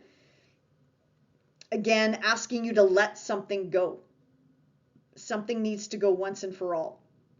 It really could be any area of life with the nodes in your 1st house, 7th house, or it could have something to do with a friendship circle or a networking, a group of people that you're sort of connected with. Something needs to maybe be changed or adjusted there. And it does oppose Venus and Mars. So again, some of you, I can see this as a friend becoming a lover, so to speak, right? It's like, or a bed buddy.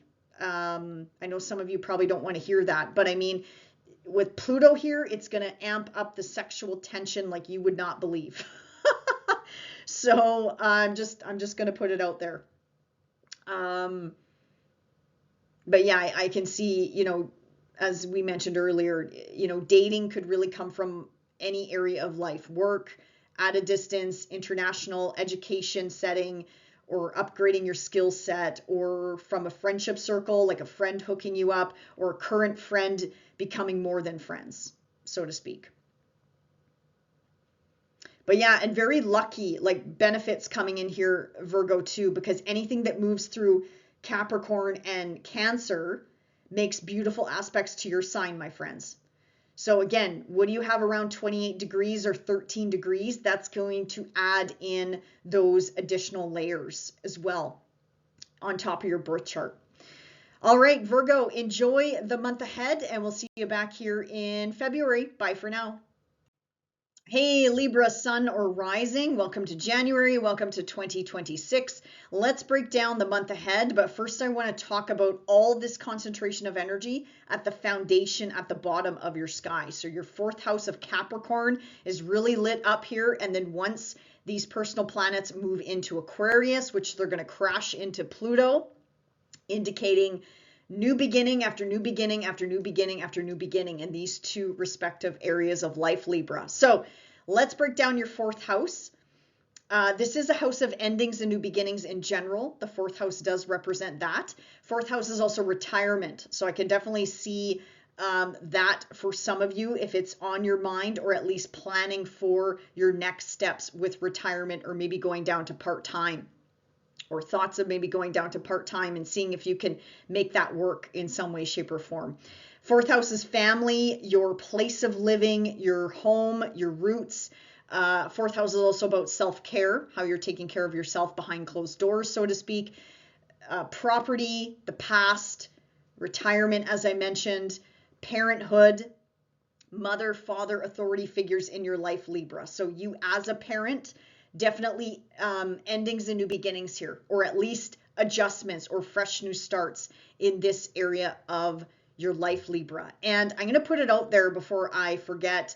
Love is on the menu for each and every one of us this month. It is not every day that the two lovers of the sky, Venus and Mars, come together. But not only that, we have the sun involved, we have Mercury involved, and we have Pluto involved, Libra. So for those of you that are single and looking, put yourself out there, my friends. And if you've been saying to yourself, I've been trying, and I'm not getting any traction, this is the month I'm going to encourage you to say, try again. If you're interested, like if you're single and looking and you're interested, my goodness, because Pluto is going to amp up the intensity. He's going to amp up those karmic ties. I can see like magnets, people are going to be finding each other with possibly a karmic connection as well, which is, you know, sometimes can be a not so good thing, but sometimes can be a good thing.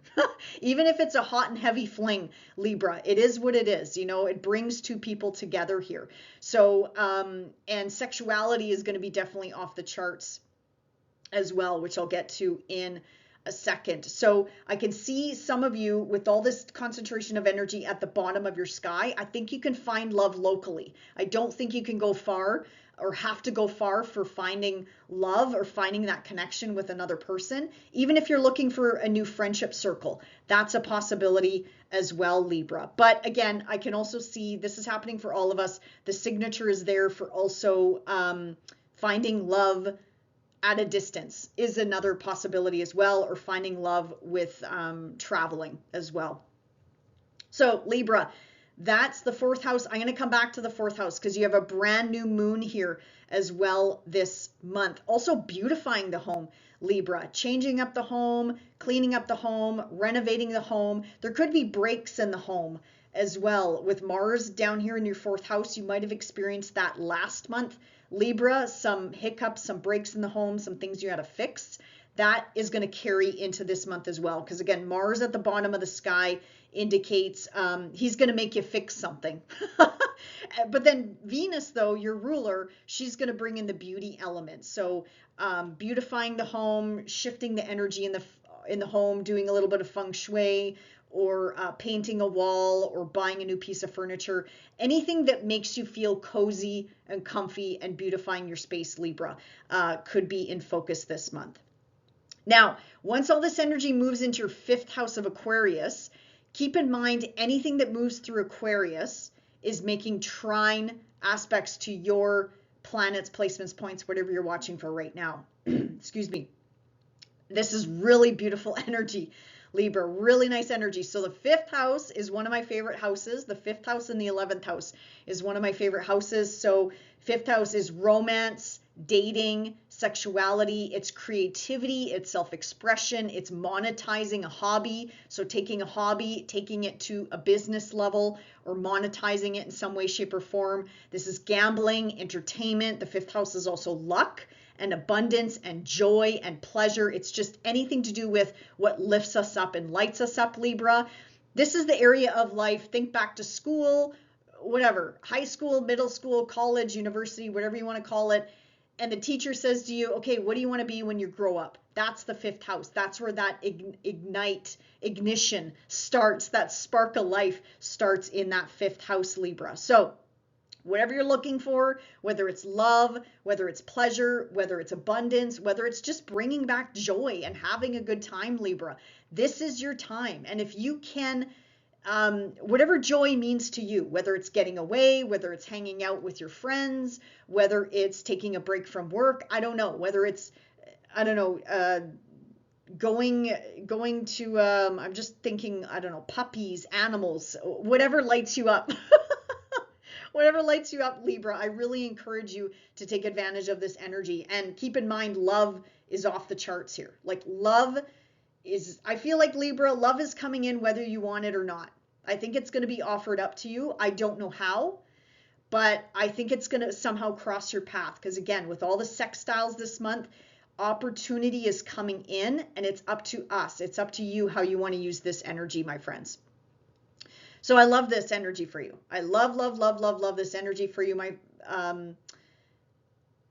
Also, let's see here. Yes, and it's also waking up Saturn and Neptune. Neptune newly in your 7th house. If you want to learn more about that, you can check out the links in the description box below where I dive into way more detail. But again, Neptune and Saturn coming into your 7th house of partnership. Saturn always puts a ring on it, Libra. So you have a very long transit here, especially those of you that are Libra rising, of a very secure, stable, solid relationship coming in, or a secure, stable job. Some sort of offer could be coming in for you here. And then Uranus is going to bring the surprise element up in your 8th house. And Libra, this is also the energy of bettering your circumstances. I don't even think that's a word, but I'm going to say it anyway.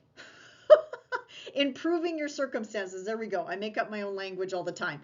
And I always get hammered over the head about it. But this is creating the life you want and desire, my friends.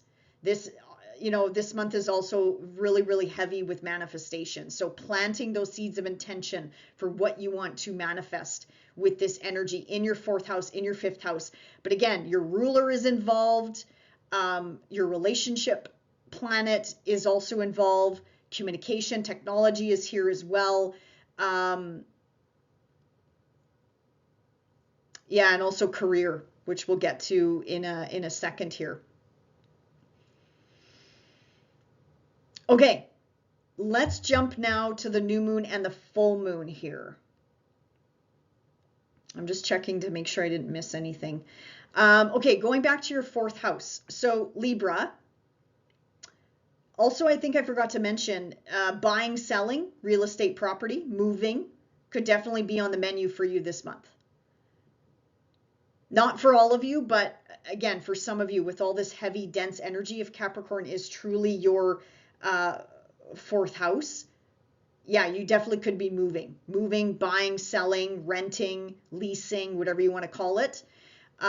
Fresh new starts in this sector. So as I already mentioned, family, home, roots, your children, property, the past, retirement, you as a parent, or this could be a new beginning with a parent. Maybe a new beginning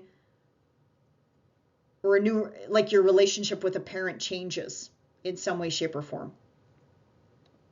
This could also mean a parent moving as well.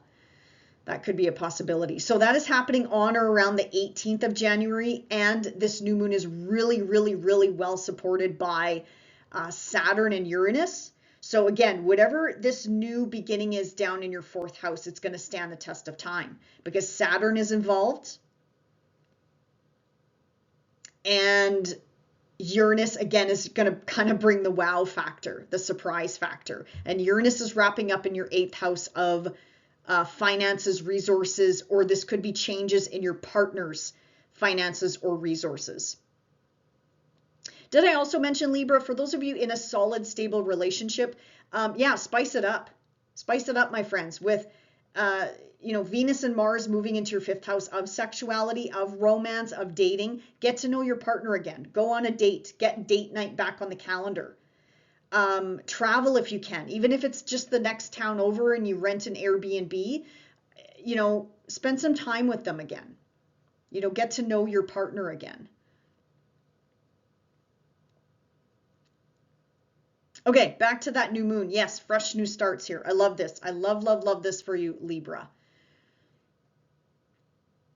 Okay, now let's jump up to the full moon in Cancer. I know I'm jumping around here. I have the dates on the slide here. So full moon at the top of your sky, Libra. This is about your career, your reputation, your public image, your status, your long-term commitments, goals, or making a commitment to someone. So again, this could be another romantic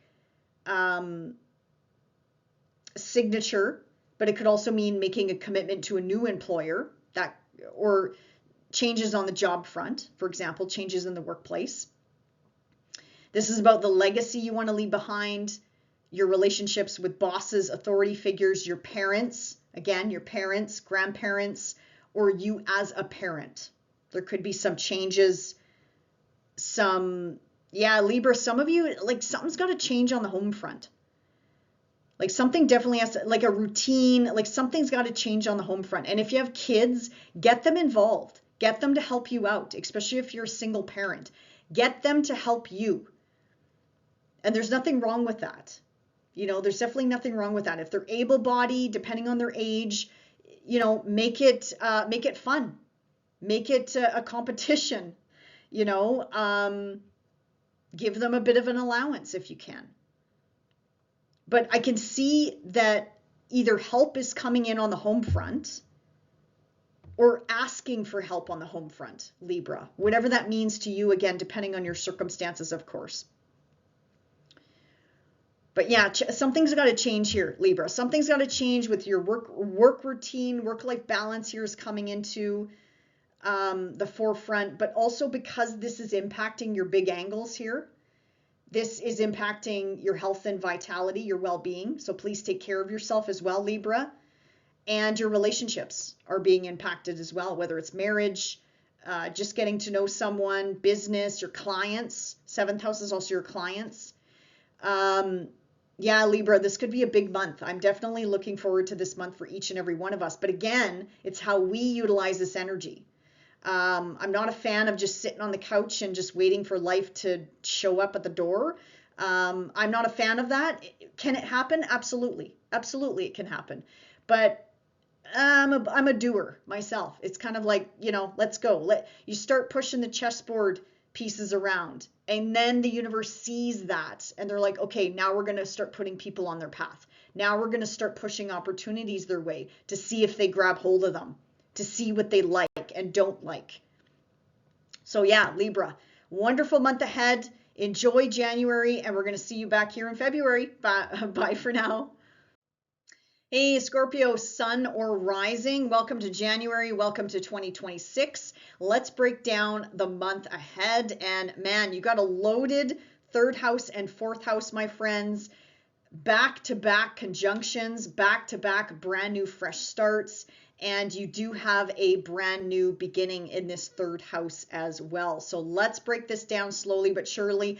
And also, all of this energy moving from Capricorn to Aquarius is going to wake up Uranus, wake up Saturn, and wake up Neptune newly in your sixth house as well. So let's get started though first with your third house. So this is all about the mind, communication, educational pursuits, learning something new, transportation, however it is that you get around. I'm just going to put it out there, man, if you have to upgrade your transportation, Scorpio, with all this energy here, what a month, what a transit to do it this month. You could also do it next month, but man, very potent energy here for upgrading however it is that you get around.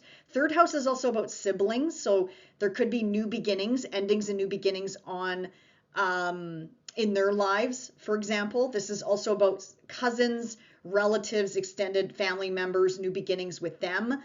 New neighbors could be coming in as well, so maybe changes in your neighborhood could be possible. Third house is also about, you know, your local vicinity, your local community, your local town, city, wherever your place of living is. There could be, again, some endings and new beginnings in or around the home front.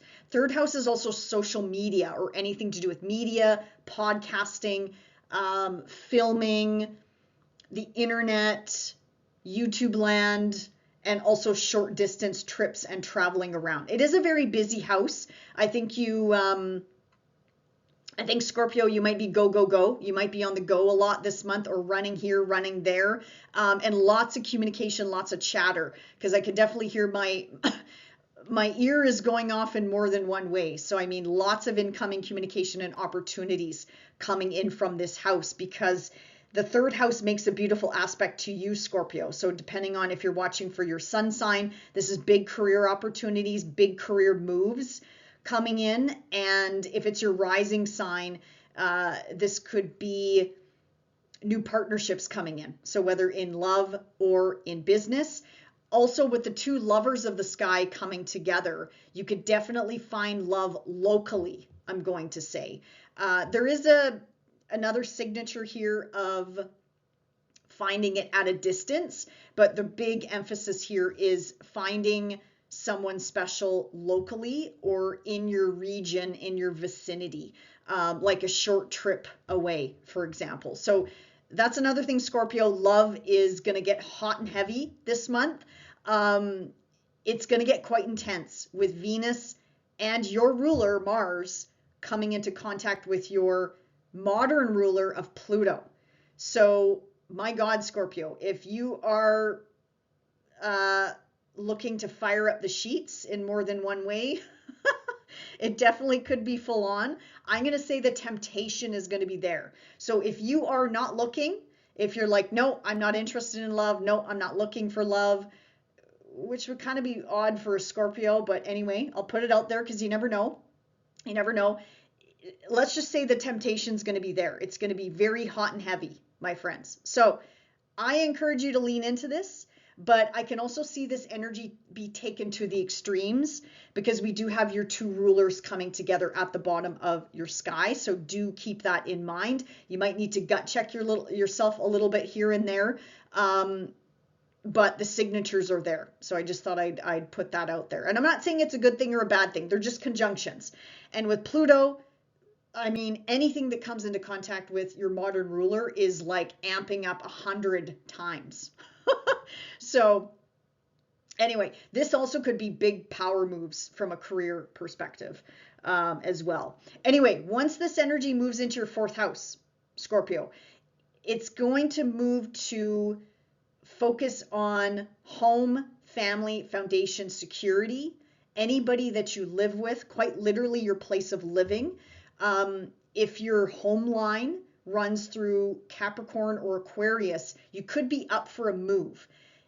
It might not be today or tomorrow, but I mean, you do have a new moon here, meaning you could relocate at some point. I'm just gonna throw it out there. I'm not saying all of you are going to be doing this, but if it's on your mind, that definitely could be on the menu, like relocating for love or relocating for some other commitment, like a job or a business or whatever the case may be, even if it's temporary, even if it's just you're taking on a temp opportunity, which I think could really blow open the doors for you, Scorpio. So yeah, definitely keep your eyes and ears peeled. Make sure you got your phone charged up, because again, I think big opportunities could be coming in for you from that third house.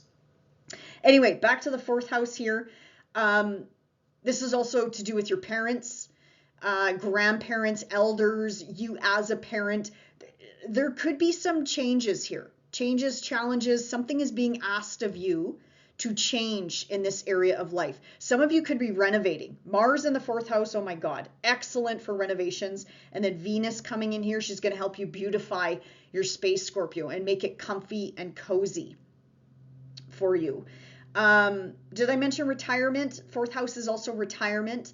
Again, depending on where you are at in your career, it could be thoughts of retirement planning, because again, this is the house of security.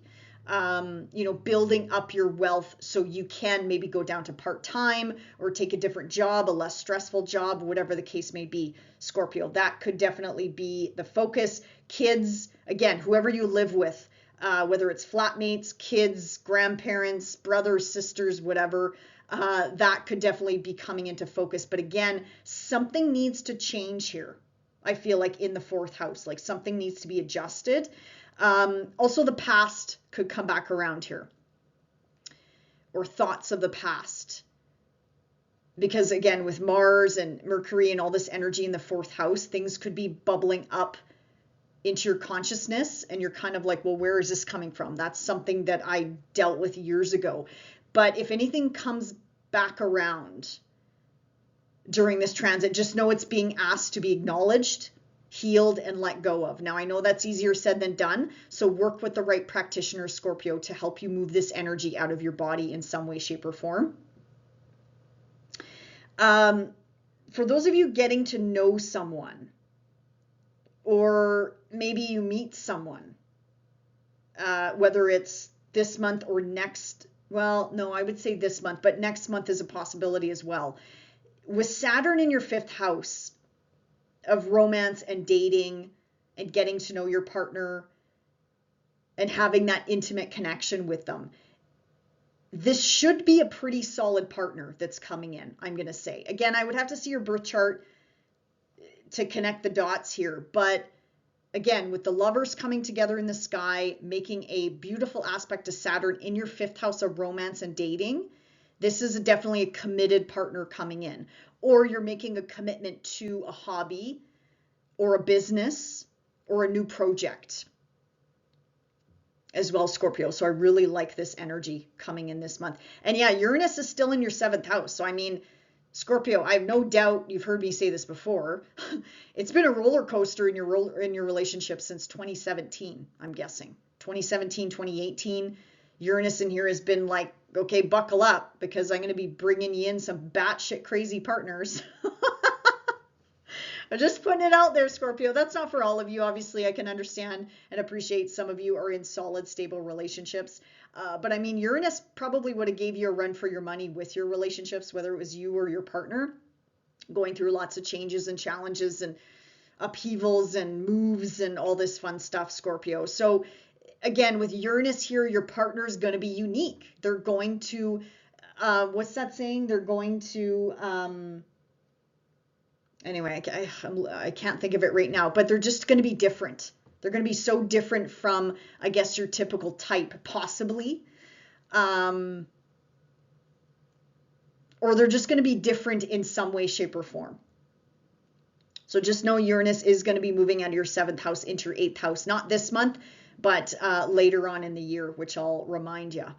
Okay, let's jump to the new moon and full moon. Now, I talked about your third house enough, so I don't want to drive you nuts, but you do have a fresh new start in that third house. So again, siblings, cousins, neighbors, relocating, your community, communication, transportation, how you get around, technology, by the way. If you have to get some new gadgets, some new techie, anything to do with techie gadgets around this new moon.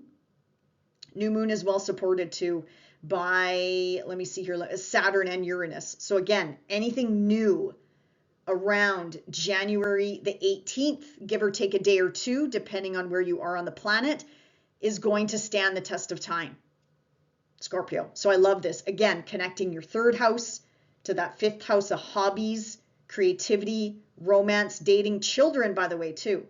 Fertility could be involved here. Saturn sometimes restricts fertility in the fifth house, but anyway, I'll throw it out there. because this is a general reading, and then connecting to Uranus, bringing in that wow factor of business partnerships, new relationships, love, business, marriage. Like whatever this is, Scorpio, it's going to stand the test of time. Now, the full moon, I know I'm jumping around here, Scorpio, forgive me. I do have the dates on the slide here. You have a full moon, January the 3rd, right off the hop in your 9th house. Again, highlighting this education access here.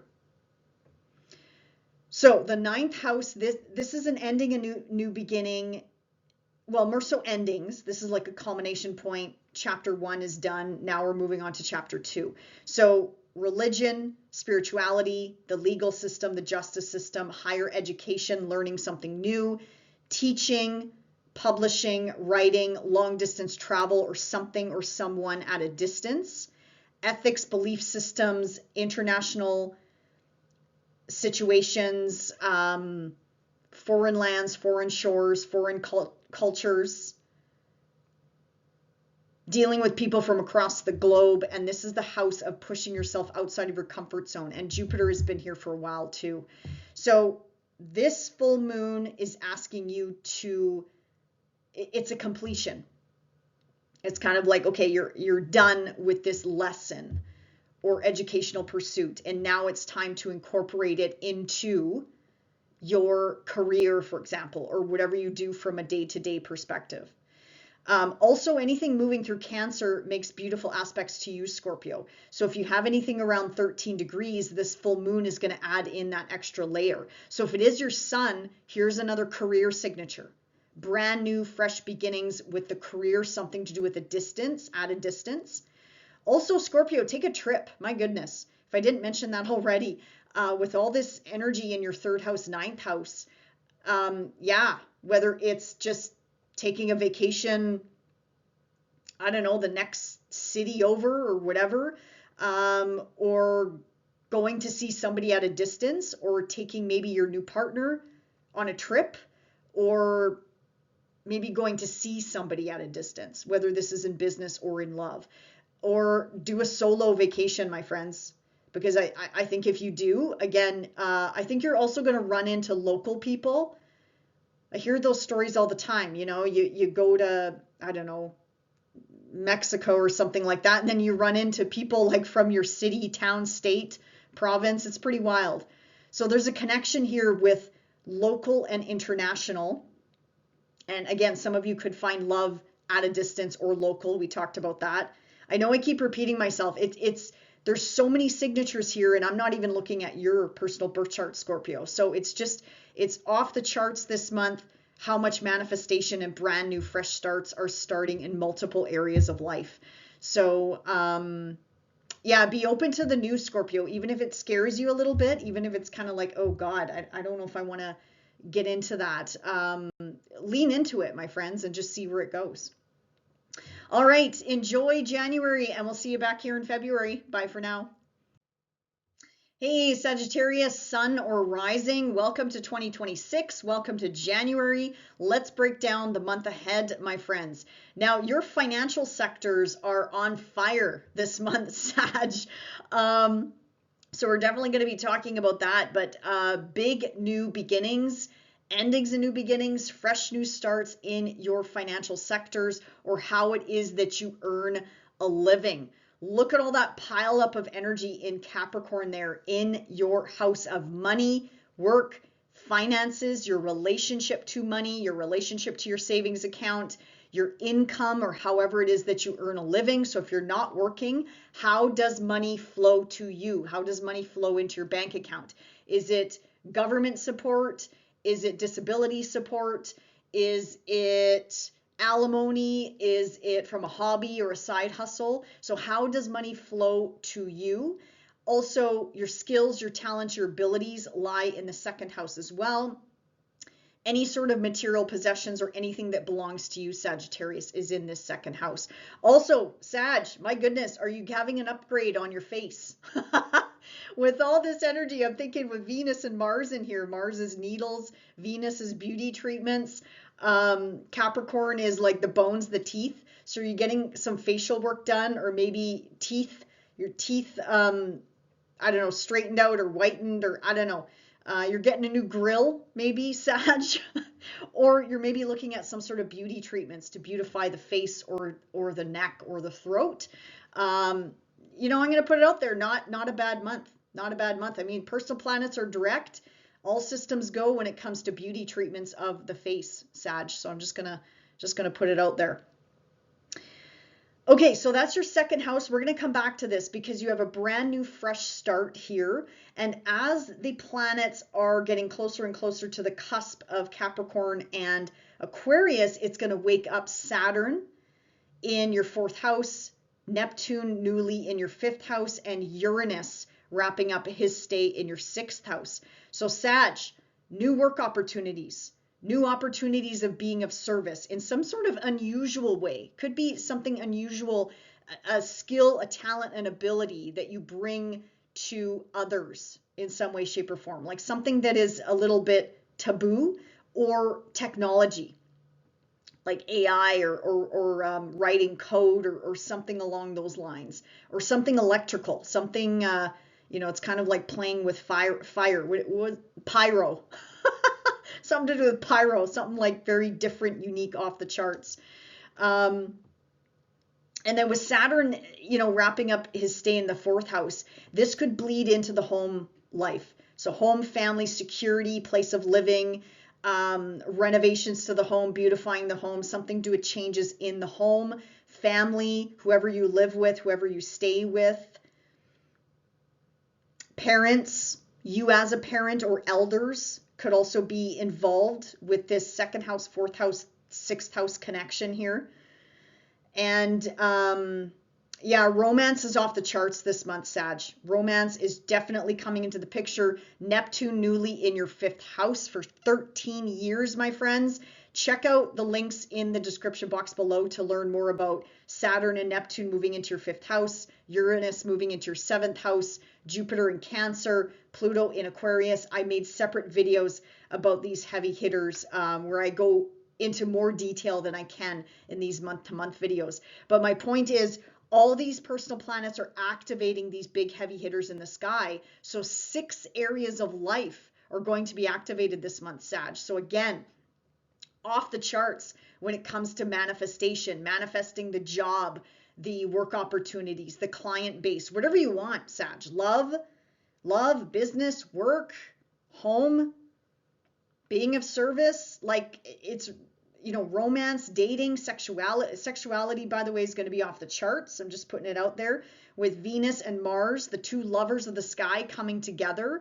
And this could be committed love. This could be big love for each and every one of us coming, different areas of life, of course. But yeah, coming together with Pluto, woof, that is going to amp up the heat, my friends. That's going to amp up the intensity behind closed doors. So hit the sheets with your partner, or again, if you're looking for that partner, put yourself out there because it's full on. It is full on. And if you've been trying with no success, please try it again. Please try it again this month, my friends, and let me know how you make out in February, because again, this energy is going to continue into February as well. Okay, let me see here. Okay, now once this energy moves into Aquarius, this is your third house, quite a busy house. So this is about siblings, this is about neighbors. What does community mean to you, your local environment, short distance travel, tripping around? This is technology, social media, the internet, educational pursuits. Third house also has a flavor of skills, talents, and abilities similar to the second house. So you could be learning something new or incorporating something new on the job front or with a hobby, because I see Neptune there in your fifth house of hobbies is being activated as well. For those of you, how you get around, like transportation. I was going to say, not a bad month to start maybe shopping around if you need to upgrade your mode of transportation, but you will have a new moon in this area of life next month. So if it's on your radar to look for a new vehicle or doesn't have to be new, but a newer vehicle, I'd say start shopping around, because I believe you have a new moon on or around February the 1st, I think. So really good time, especially with Venus here, Mars ruling metal, and the sun here and Mercury here signing on the dotted line of, again, new technology, new gadgets, new transportation, new vehicles. You know, this is planes, trains, automobiles, however you get around Sag. So you can maybe start doing your research on that. And again, the second house is material possessions. So you could also be doing it this month as well. This is buying, selling. Second house is also buying and selling. But anyway, back to the third house. Very busy house, day to day, running around, lots of travel, lots of communication, lots of text messages, emails, lots of chatter in the workplace. If you do have a 9-to-5 job. Let's see here. Yeah, it's how you digest information, chew on information. It's the mindset. It's how we articulate ourselves in the third house. So again, there's lots of new beginnings here. So something might need to shift, change, pivot in the third house. And when all this energy piles into the third house, this tells me you're going to have some local opportunities coming to you. So again, if it's your sun sign, this is career. So this is clients, this is business coming your way. This is possibly new job offers coming your way. If you are a Sag rising, this is activating your love line. This is also activating you. So your identity, your vitality, your status, how you're taking care of yourself, but it's also activating that 7th house of partnership. So again, love is being highlighted here again, or your relationships, your current marital partnership. Benefits could be coming into their lives, or there could be changes coming into their domain, whatever that means for them, or business partnerships, like new clients coming in as well. New contracts, agreements, negotiations, you signing on the dotted line. Yeah, and for some of you, something to do with marriage. Something to do with marriage. I'm not sure if some of you are getting married. I mean, your 7th house ruler is also involved here, or it just could mean making a commitment to someone or something this month. So that's the concentration of energy here, Sag. And then we talked about the activations with, Pluto is just going to amp up the intensity, my friends. Also, pick your battles this month. Pick your battles with neighbors, pick your battles with siblings or cousins or relatives, because Pluto's really going to, Mars and Pluto coming together is going to give you a wicked sharp tongue, Sag. And I mean, I have a feeling you already have one. You are already blunt, direct to the point, especially if you have Mercury in Sagittarius. So just keep that in mind, that your words are going to be wicked. Like, stuff coming out of your mouth is going to be wicked, Sag, especially when Mercury comes together with Pluto in your 3rd house of communication. So before you fire off that feisty text or email or whatever, try to just take a beat if you can before you fire off that message to a client, to a partner, to a loved one, whatever the case may be, or a sibling, a cousin, a relative, neighbor, whatever.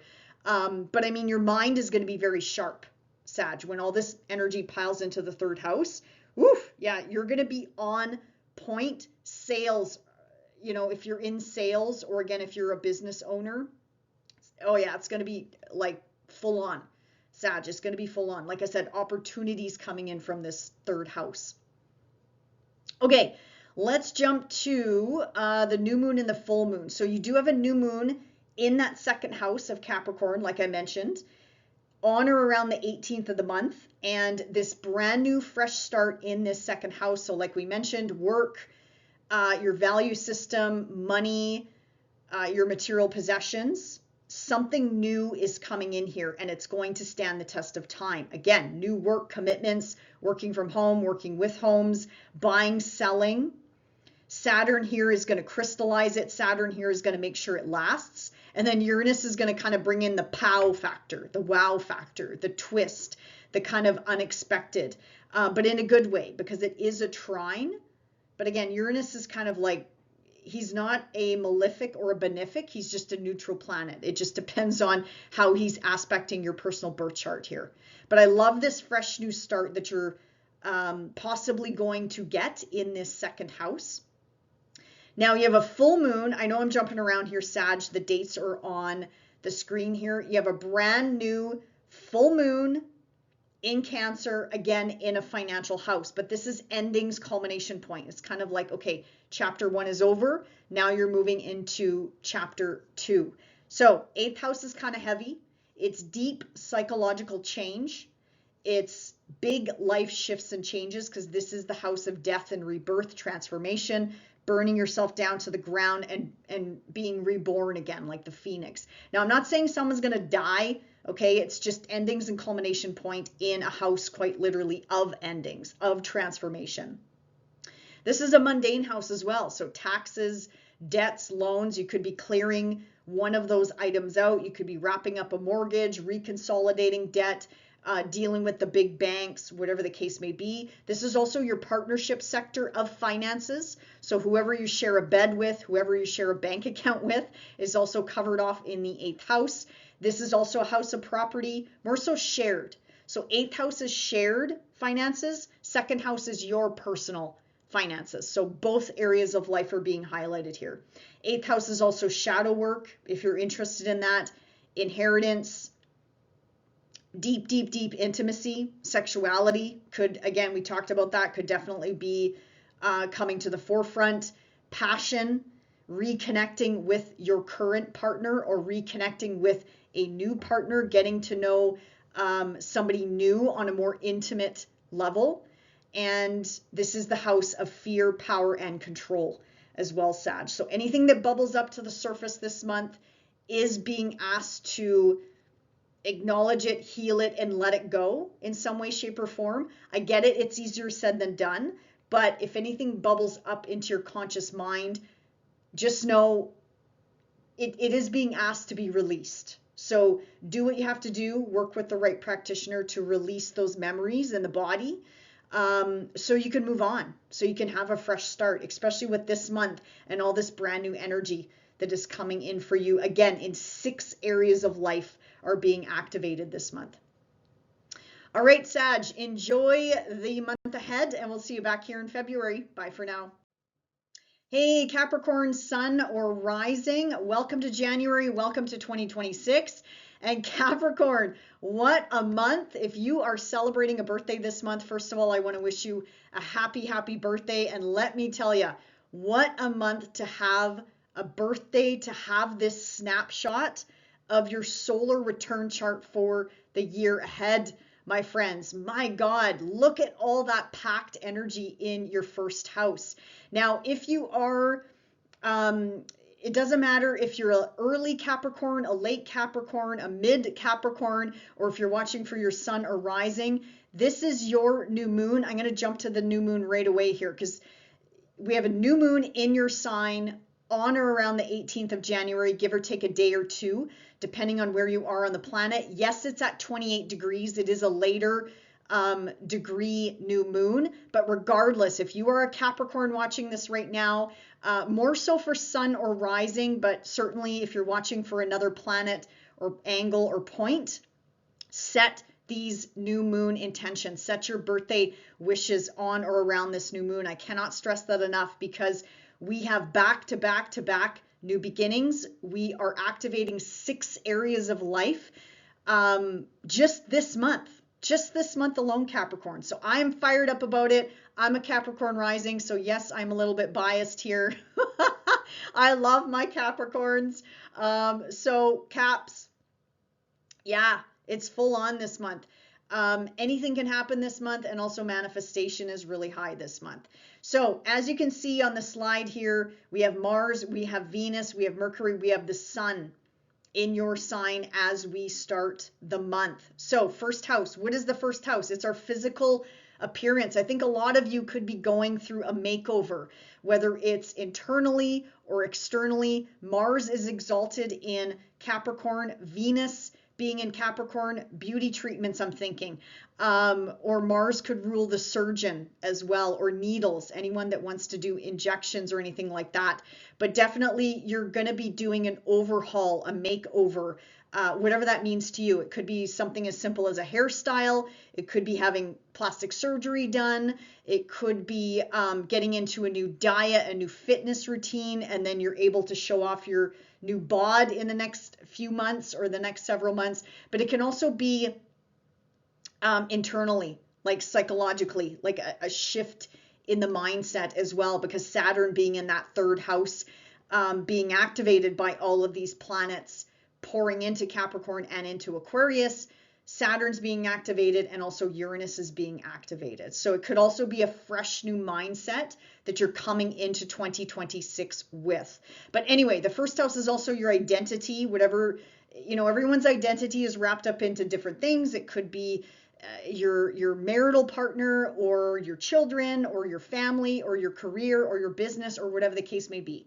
So your identity could be going through a shift. Again, the physical body could be going through some changes. The health and well-being of your body could be going through some changes. The first house is big, major life themes, because again, anything that happens in the first house or on any of the big angles usually ripples out to multiple areas of life. So your home life, your career, all of your relationships, all of your one-to-one connections with family, friends, loved ones, parents, elders, lovers, romance, your marital partners, career, bosses, clients, you name it.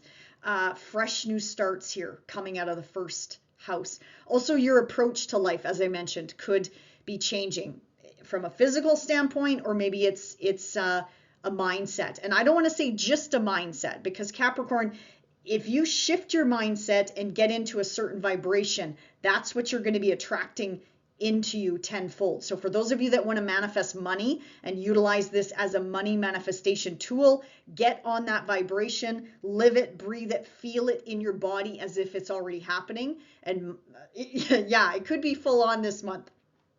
Definitely. Because speaking of that, as all this energy moves out of your sign and into Aquarius about middle of the month or so, the focus will be on your finances, your resources, your investments, property, buying and selling, your assets, anything that belongs to you. It's your relationship with money, Capricorn. And again, Venus and Mars coming together with Pluto, the wealthy god that is trying to build up your wealth here, Capricorn.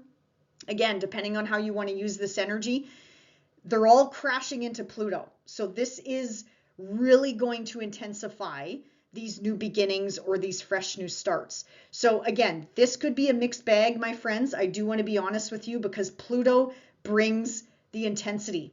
So you might be just like laser focused on something, whether it's, again, property, material possessions, buying and selling, focusing in on your finances, focusing in on how you can bring in more money, or how you can bring in a new financial income stream, whatever that means, or how you can support your family better, how you can bring in that safety net, whatever the case may be.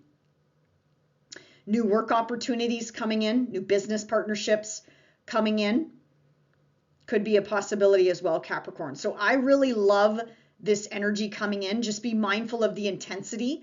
Also, love partnerships could get quite intense as well. Man, Capricorn, if you're looking for love, I would say this is the month to put yourself out there, and next month as well, because you definitely could be attracting in someone incredible. I mean, Jupiter in your 7th house usually brings in a committed partnership, especially those of you that are Capricorn rising. Sun sign Capricorns, it can still bring in a partner, but more so from a a business perspective. Like maybe you meet somebody on the work front, or one of your clients sort of becomes more than a client. You take it to the next step with someone. So again, this could be business, it could be love. But I mean, man, for those of you that are also trying to find a partner, it definitely could be full on. It definitely could be full on. Again, anything that happens in the first house could ripple out to multiple areas of life. And it's not every day that Venus and Mars, the two cosmic lovers, come together in the sky in your sign to boot, that makes you a magnet for wealth, abundance, money, beauty, love, anything you want. Capricorn, anything you want, because Venus rules your 5th house of romance, dating, and hobbies, and joy and self-expression. And she also rules your 10th house as well. So again, business partnerships, new work opportunities, new clients coming your way. And then Mars rules the foundation of your sky, but also your 11th house of friendship circles. So again, you could find love locally.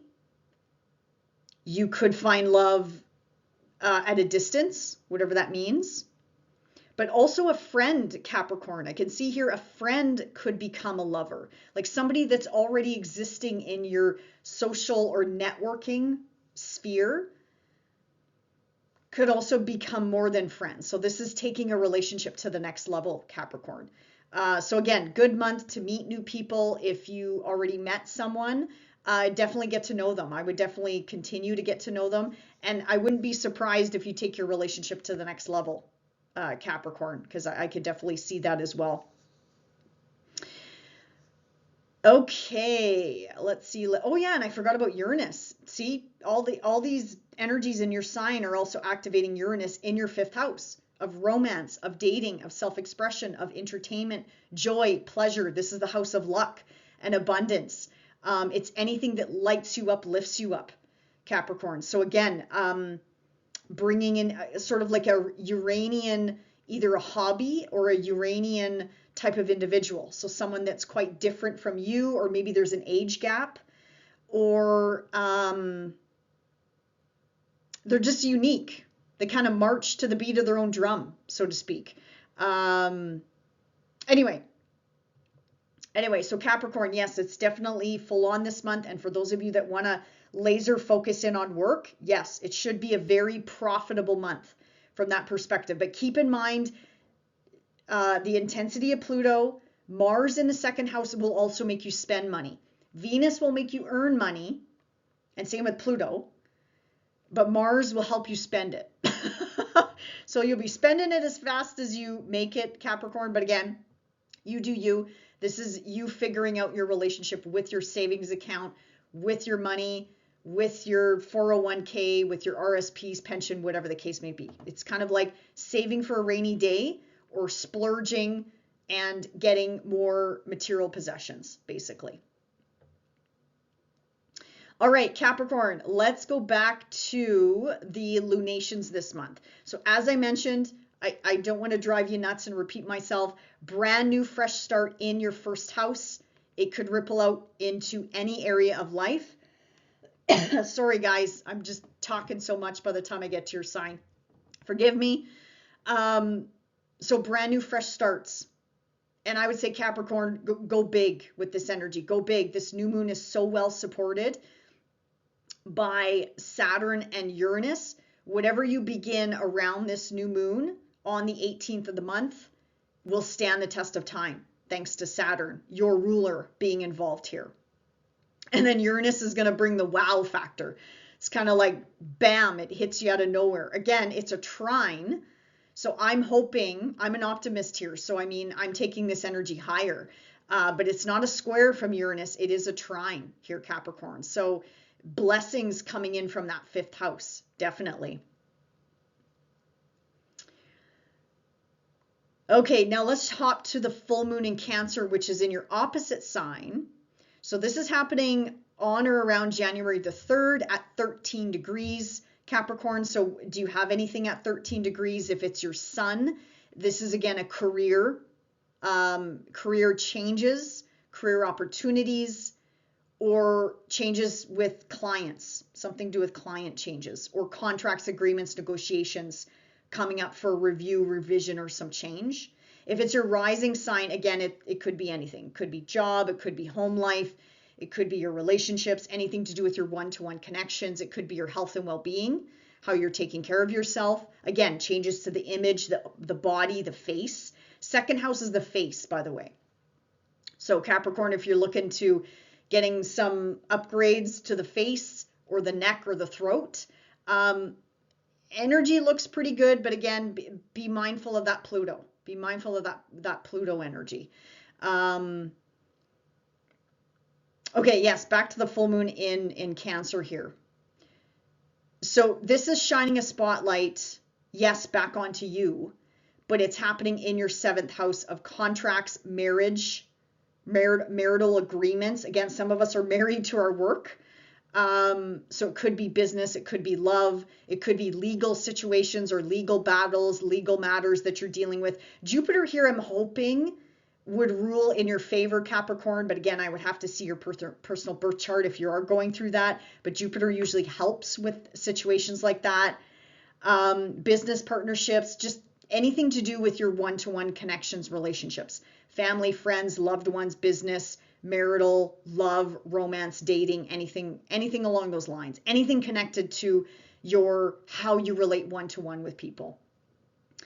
And again, this full moon is well aspected, well supported by the North Node and the South Node, where you're releasing something, letting something go. And the focus might be on local versus international, but it doesn't mean international is not on the menu, if that makes sense. It just means that this full moon is highlighting something that needs to be released up in that 9th house of educational pursuits, of travel, of anything to do with foreign lands, foreign shores, foreign cultures, property buying, selling.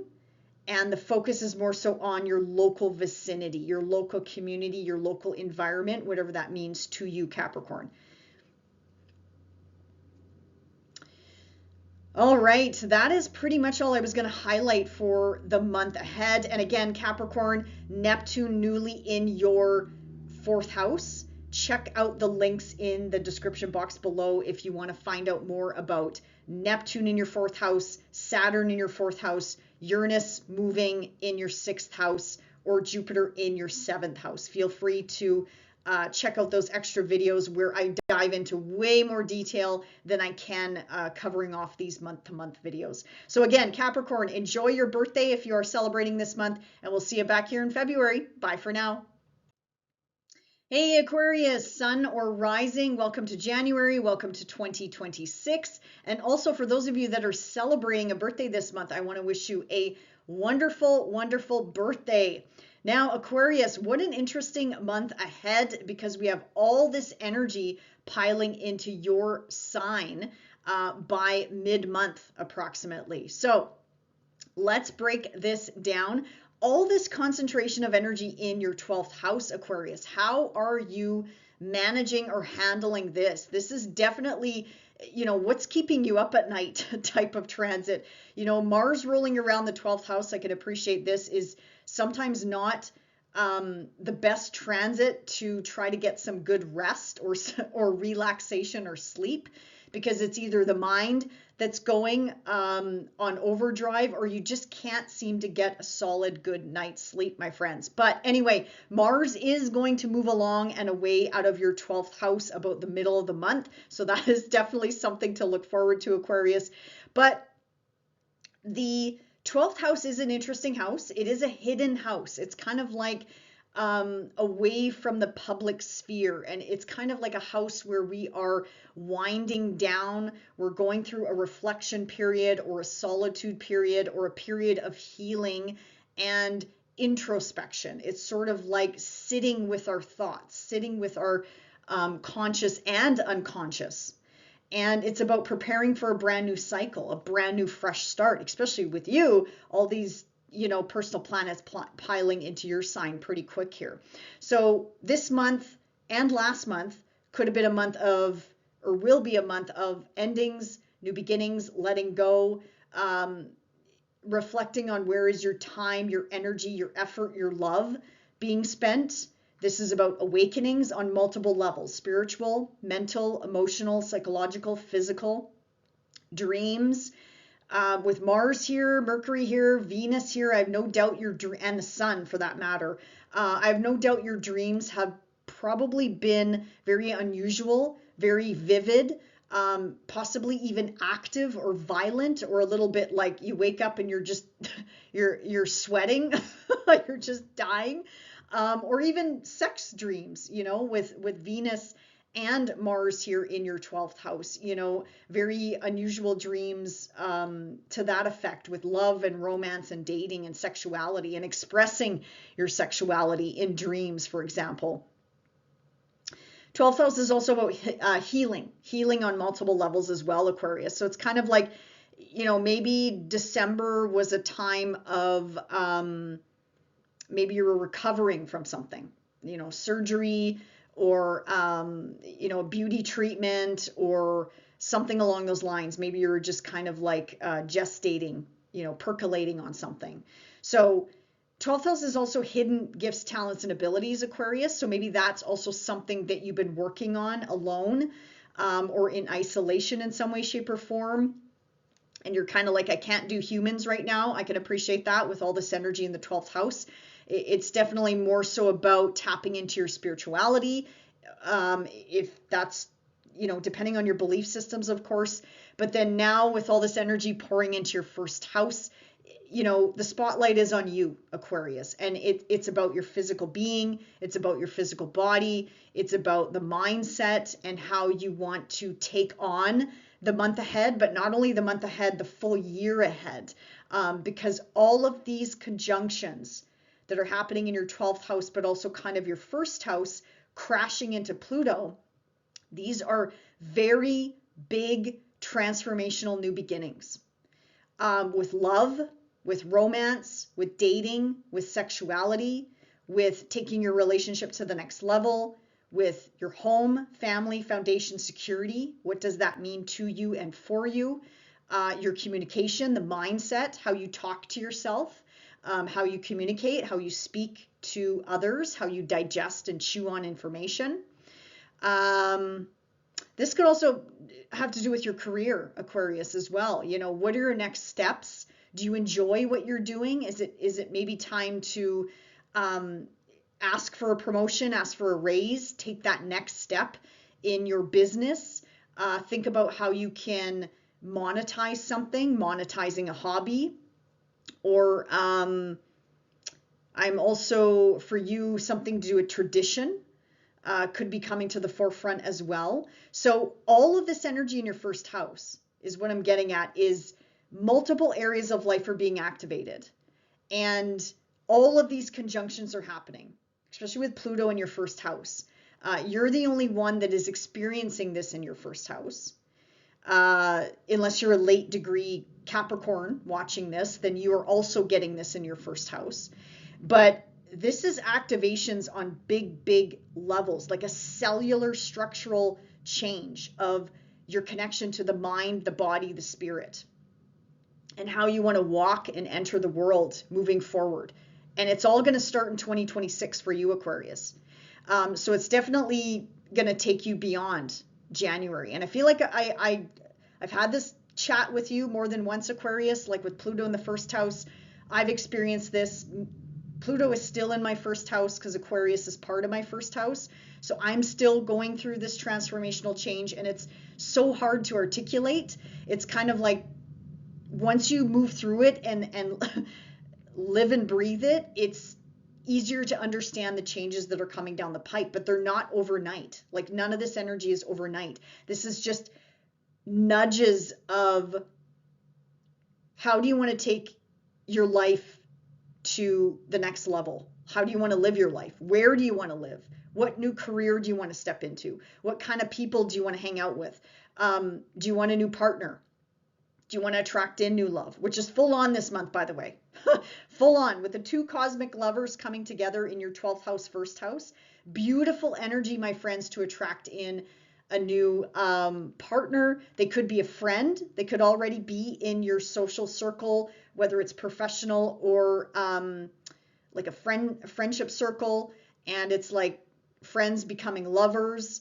I do see the signature of a local relationship, like you could find love locally, but with the opposition to Jupiter in your 6th house, you could also find them at work. You could work with them, or If you're not working, I would encourage you to dive into volunteer or being of service in some way, shape, or form, because that's where you might meet them as well. They also might be at a distance from you as well, because Jupiter rules anything to do with international. But yeah, it's full on this month, Aquarius. If you're looking for love, put yourself out there, my friends, because you're bound to meet someone. But it's up to you. If you're in a solid, stable relationship, then I would say spend some time with your partner, but there might also be something about the relationship that needs to change, whether you're married or common law or whatever the case may be. Something in the relationship almost needs to die and close out so you can start fresh with your current partner, if that makes sense. And with all this energy coming out of Capricorn into your sign, it's waking up Saturn in your second house of work, of security, of stability, of, earnings, income, how finances flow to you. It's also waking up Neptune newly in your third house of communication, the mindset, transportation, how it is that you get around, siblings, cousins, neighbors, your local environment, and also Uranus as well at the end degree, the final degrees of your fourth house. So again, incorporating home, family, security, foundation, your children, people that you live with, you as a parent, mother, father, authority figures in your life as well, Aquarius. So see what I mean? Lots going on this month. Like I could keep going and going and going. But anyway, hopefully you kind of get the gist of really anything can happen this month. But I'm just encouraging everyone to take that small step forward of anything you want to change in your life, because manifestation is also really high. And especially for you, Aquarius, you've got to be seeing the signs, the symbols, the synchronicity, because a loaded 12th house will bring that to you. You overhear somebody, a song comes on the radio, you find feathers, coins, you're late for a meeting and you're trying to get out the door, and then you realize that you missed an accident, you missed a pileup that you would have been involved with. Things like that could also be happening this month as well, and last month as well, if I didn't mention it. Synchronicity is definitely high for you. Okay, let's come back to the new moon and the full moon. So as I mentioned, I described the 12th house. I don't want to drive you nuts by repeating myself, but you do have a brand new beginning in this 12th house. Again, it's hidden. It's a little bit more quieter. It's about endings and new beginnings, that extra emphasis on endings and new beginnings. But there could be a connection here with work, with your physical being, your physical body, your health and well-being of the body, and how you take care of yourself, spirituality, awakenings, dreams, solitude, healing on multiple levels, hidden gifts, talents, and abilities, that business that wants to be born out of you. It's sort of like trying to get that out of you and on paper, or taking those next steps, getting a website going, YouTube channels, social media, podcasting, blogging, film, whatever, filming, anything you want, Aquarius. And it's also making a beautiful trine to Uranus in your fourth house. So again, this could be about home, family, foundation, security, children, new beginnings with children as well, new beginnings on the home front as well. So I love this new moon for you, even though it is a little bit quieter, but that's okay. That's okay. You're going to have your new moon next month, Aquarius, and I'll be sure to remind you of that. That is your new moon to set your birthday wishes and intentions, whether your birthday is this month or next month, but we'll talk about it next month. Now, you have a full moon. Forgive me, I'm jumping around here, but the dates are on the slide. You do have a full moon in Cancer in your 6th house, on or around the 3rd, depending on where you are on the planet. But the 6th house is your day-to-day duties and responsibilities. This is also another work house, Capricorn. So again, some of you could be wrapping up a job, endings and new beginnings, or changes in the work environment, or changes with the work that you do. This is your health, your diet, your fitness, your routines. Also, pets and animals are covered off in this house as well. This is the workplace. This is your coworkers, whether you work from home, whether you, maybe some of you are not working. So this could be new volunteer opportunities, or new ways of being of service in your local community, your vicinity, or getting involved with unions, groups, associations, affiliations, personally or professionally. This is your coworkers. So maybe there's some new coworkers coming and going, or going on a leave of absence, or changing up departments, or whatever the case may be. And yeah, your duties and obligations. Something here has got to change. You know, I guess it doesn't have to change, Aquarius. But a full moon in the 6th house is definitely highlighting something that needs to be readjusted, needs to be relooked at in this area of life. Jupiter here, Aquarius, I'm gonna put it out there, because this is the house of health and well-being. If you've been putting off like getting back into a healthy routine, or if you've been putting off getting maybe a checkup or anything like that, Jupiter here will help you find the right practitioner. This person might be at a distance because it is Jupiter after all, may or may not be. Also reach out to a friend. I feel like a friend or someone in your current network might be able to connect you with a healthcare practitioner. That could be a possibility as well, but it could also mean that yeah, this health, you might need to look outside of your area. I'm not saying you have to like fly across the country. Some of you might be interested in that, but I'm not saying you have to. But it is a possibility with Jupiter in the 6th house. But again, bringing in those blessings of new work opportunities or new ways of showing up and being of service. And the full moon is, you know, making beautiful aspects to the nodes. So fate, destiny, fortune is coming in around this full moon as well.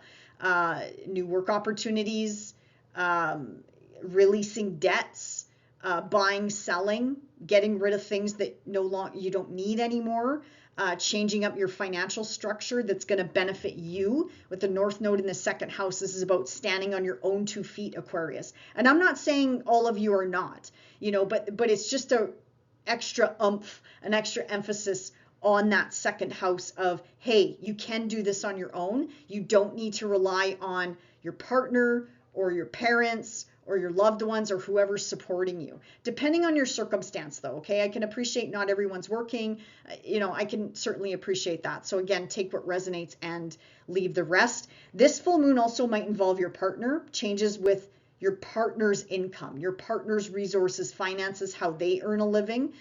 There could also be changes with how money flows to you in some way, shape, or form. All right, Aquarius, enjoy the month ahead, and we'll see you back here in February. Bye for now. Hey, Pisces, sun or rising, welcome to January, welcome to 2026. Let's break down the month ahead, my friends. January packs a punch. It is activating 6 areas of life, if not more, because multiple planets are being woken up, activated for the month ahead, which I absolutely love. So let's start with the Capricorn area of life. As you can see, that's where all the concentration of energy is for the month ahead. And also you have a fresh new start, a brand new beginning in this area of life. But I think there's going to be multiple new beginnings above and beyond your 11th house, Pisces, because we have all of these planets crashing into each other in Capricorn and in Aquarius, crashing into Pluto, activating Saturn in your 1st house, activating Neptune that's moving out of your house, Pisces, and then also activating Uranus as well. So let's go back to the 11th house here. 11th house is all about your older siblings. If you do have older siblings, it's your friendship circles, it's groups, it's communities, it's unions, it's any sort of memberships or affiliations, personal or professional, that you hang out with, that you connect with. It's your role within these groups as well. So that could definitely be up for some change. It is your house of hopes, wishes, dreams. It is a lucky house. I do love the 5th house and the 11th house, and that's where you get the lunations this month, Pisces. So lucky you.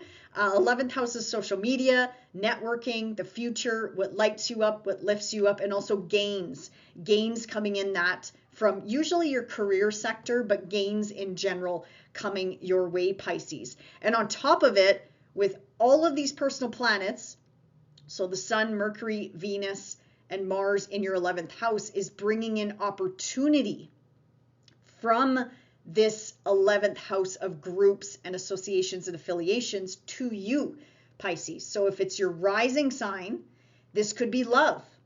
This could be business. This could be clients, new clients coming your way. Again, lining your pockets. Venus is trying to help you line your pockets here. If it is your sun sign, this is about, again, more so about your career and health and well-being and vitality, but it's also about your purpose and what you are meant to sort of lean into. It could also have something to do with not only humanitarian efforts, but and group efforts, but animals. There we go. Animals, pets, anything to do with the animal kingdom, right? If you don't do people, maybe you do pets. Pisces, which I can appreciate that. Okay, so that is the 11th house. And again, we're going to come back to this because this is where you have a brand new beginning.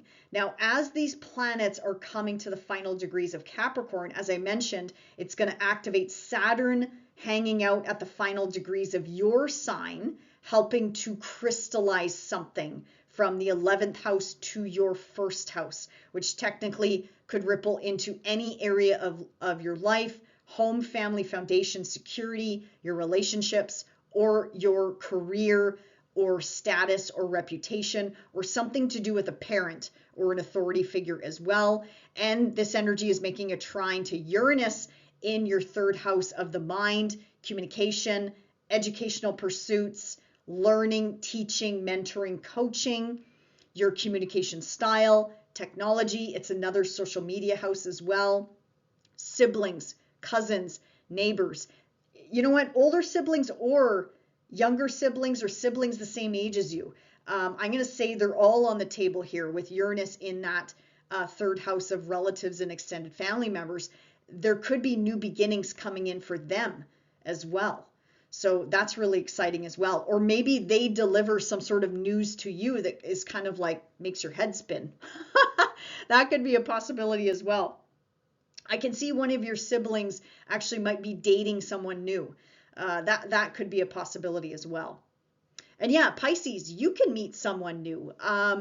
With the two cosmic lovers in your 11th house, this is definitely a recipe for someone that's in your local networking circle as it is, whether it's personal or professional. You could take a friendship to the next level. This is like friends becoming lovers, or a friend hooking you up with someone. I feel like this new love connection, they could be close by, but they could also be at a distance because, the opposition to Jupiter gives us that international connection. Could also be somebody at work or somebody that you work with. Could also be a client as well, Pisces. You could really meet this person anywhere because, again, we're dealing with Jupiter, we're dealing with Mercury, we're dealing with Venus, we're dealing with Mars. I mean, we're dealing with so many areas of life where you could connect with this person. Even if you're traveling, Mars ruling your 9th house of long distance travel, Venus ruling your local environment. Again, this person could be at a distance or a ways away from you or locally. So you see, there's so many different signatures here of finding love somewhere. Somewhere, Pisces. Now, if you're in a solid, stable relationship, I can appreciate that. This is about reconnecting with your partner behind closed doors, like amping up that sexuality, amping up the sexual factor, bringing in something new, bringing in that new angle to spice up things in the bedroom if you need to. Or again, maybe reconnect with friends, go on double dates, go on group dates, get to know your partner better in a community sort of setting, or a humanitarian effort, Pisces. It's whatever your heart desires. Just, make sure you give your partner some attention this month. But I also hope they're giving you some attention as well, Pisces. I think they are with Mercury in the 11th house, but regardless, make it social. It's a very, very, very social month for you. And probably last month too. You probably had a really social, you were like a little social butterfly there.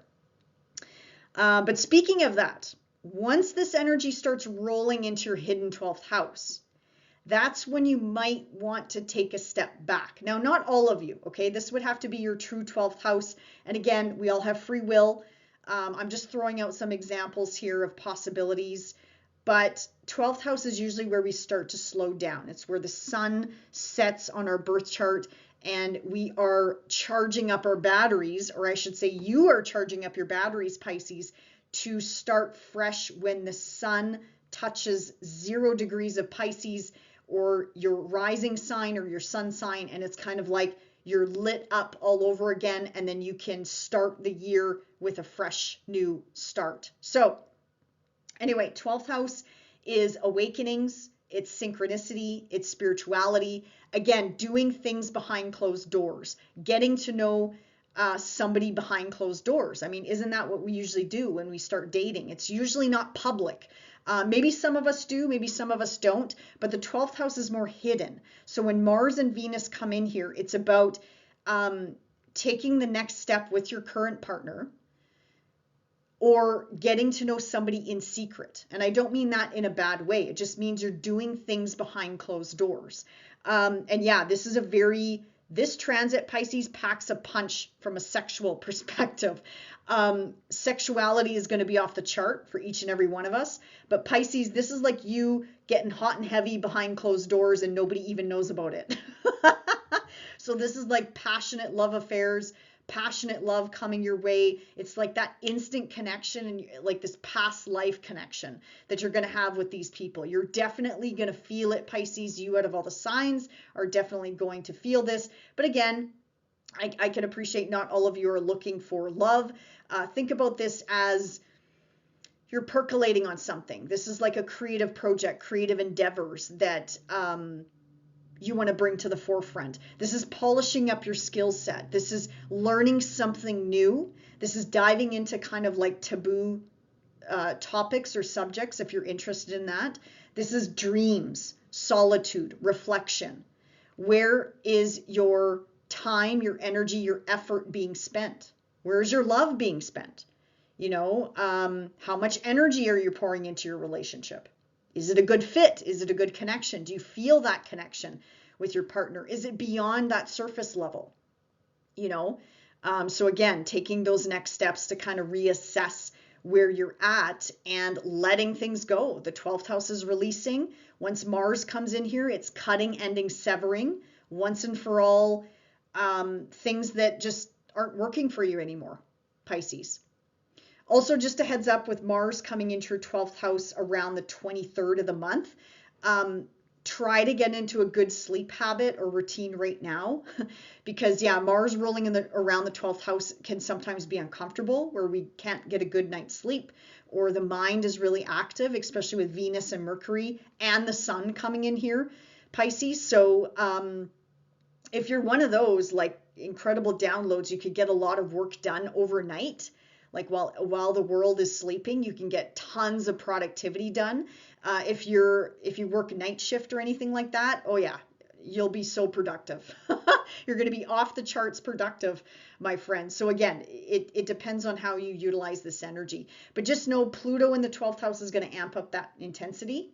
Anything that bubbles up to the surface that feels uncomfortable, that feels not so good, just know that it's coming up to the surface for a reason, to be acknowledged, to be healed in some way, shape, or form, and released and let go of once and for all. Now, Pluto's going to be here for 18 years, though, so don't think this has to happen overnight. Pluto is going to be working in this area of life for a long time, and every 2 years, Mars comes around to this area of life. Venus about once a year, depending on her retrograde cycle, and same with Mars. But yeah, you're kind of just getting started, Pisces, on the subconscious, about cleaning out the closets and about what I just went through with regards to that, to the 12th house. Okay, let's hop to the lunations this month. As I mentioned, you have a brand new fresh start on or around the 18th of January, coming into that 11th house. Whatever this new beginning is in that area of life is going to stand the test of time, because Saturn in your first house is involved, and Saturn's all about longevity. He's here for the long haul. He's not about instant gratification, as you probably have realized over the past 2.5 years with him in your sign. I know this hasn't been easy, Pisces, but just know Saturn is moving into your second house slowly but surely. So brand new fresh starts, and Uranus is going to bring the wow factor with this brand new beginning.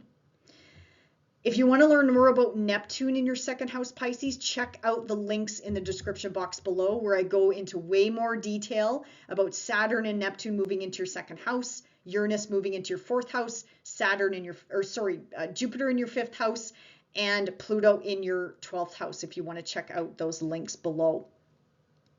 Now, the full moon, last but not least, I know I'm jumping around here, so forgive me, Pisces, but I do have the dates on the slide here. So full moon in Cancer in your beautiful fifth house. Sorry, my nose is just itch. Highlighting, I love this axis. I love the fifth house. I love the 11th house. So this is all about children, grandchildren, fertility, pregnancy, birthing something new from a creative standpoint, love affairs, romance, dating, joy, sex, self-expression, drama, and hobbies, like monetizing something here, Pisces. Now, this is a full moon, again, on or around the 3rd of the month. This is kind of like, okay, chapter 1 is done. Now it's time to move into chapter 2 or the next step in this area of life. And I love how these lunations are well supported. This full moon is no different. Yes, it is opposing, let me see here. It is opposing Venus and Mars. So again, bringing in that relationship element, or bringing in a travel element. Like maybe you want to travel and I don't know, something or someone is stopping you, whether it's work, whether it's a friend, whether it's a duty or obligation. It's sort of like a rebalancing here, like kind of like work-life balance here. And this full moon, though, is making a trine to the north node in your sign and making a sextile to the south node in your relationship sector. So Pisces, this could be endings and new beginnings on the relationship front. I feel like I've talked about relationships enough, though, so I don't want to bore you with that. But this is also something to do with you, Pisces, with the north node being in your sign. This is signs, synchronicity coming into your life, something to do with family, children, creative projects, like something that you're trying to bring out, kind of like what we talked about with the 12th house. It's your hidden gifts, talents, abilities. And the universe is kind of asking you, okay, you know, it's time to come out. It's time to bring them to the surface. And Jupiter in the 5th house is really going to help you with that as well. And we still have Jupiter in your 5th house for another 6 months or so, Pisces, making opportunities to your planets, placements, points, whatever you're watching for right now. But yeah, beautiful month ahead, Pisces. Manifestation is high. Set your intentions. Yeah, I'm looking forward to January personally, but again, I'm an optimist. I always look at this energy from a higher perspective and from a positive spin. But yeah, really nice energy. Even the lunations this month, my friends, they're bringing in blessings into your sign or whatever you're watching for right now. And if you're a Pisces rising, again, lots of signatures here for relationship changes, business changes, work changes. I love it. I love it, love it, love it for you, Pisces. So enjoy January, and we'll see you back here in February. Bye for now.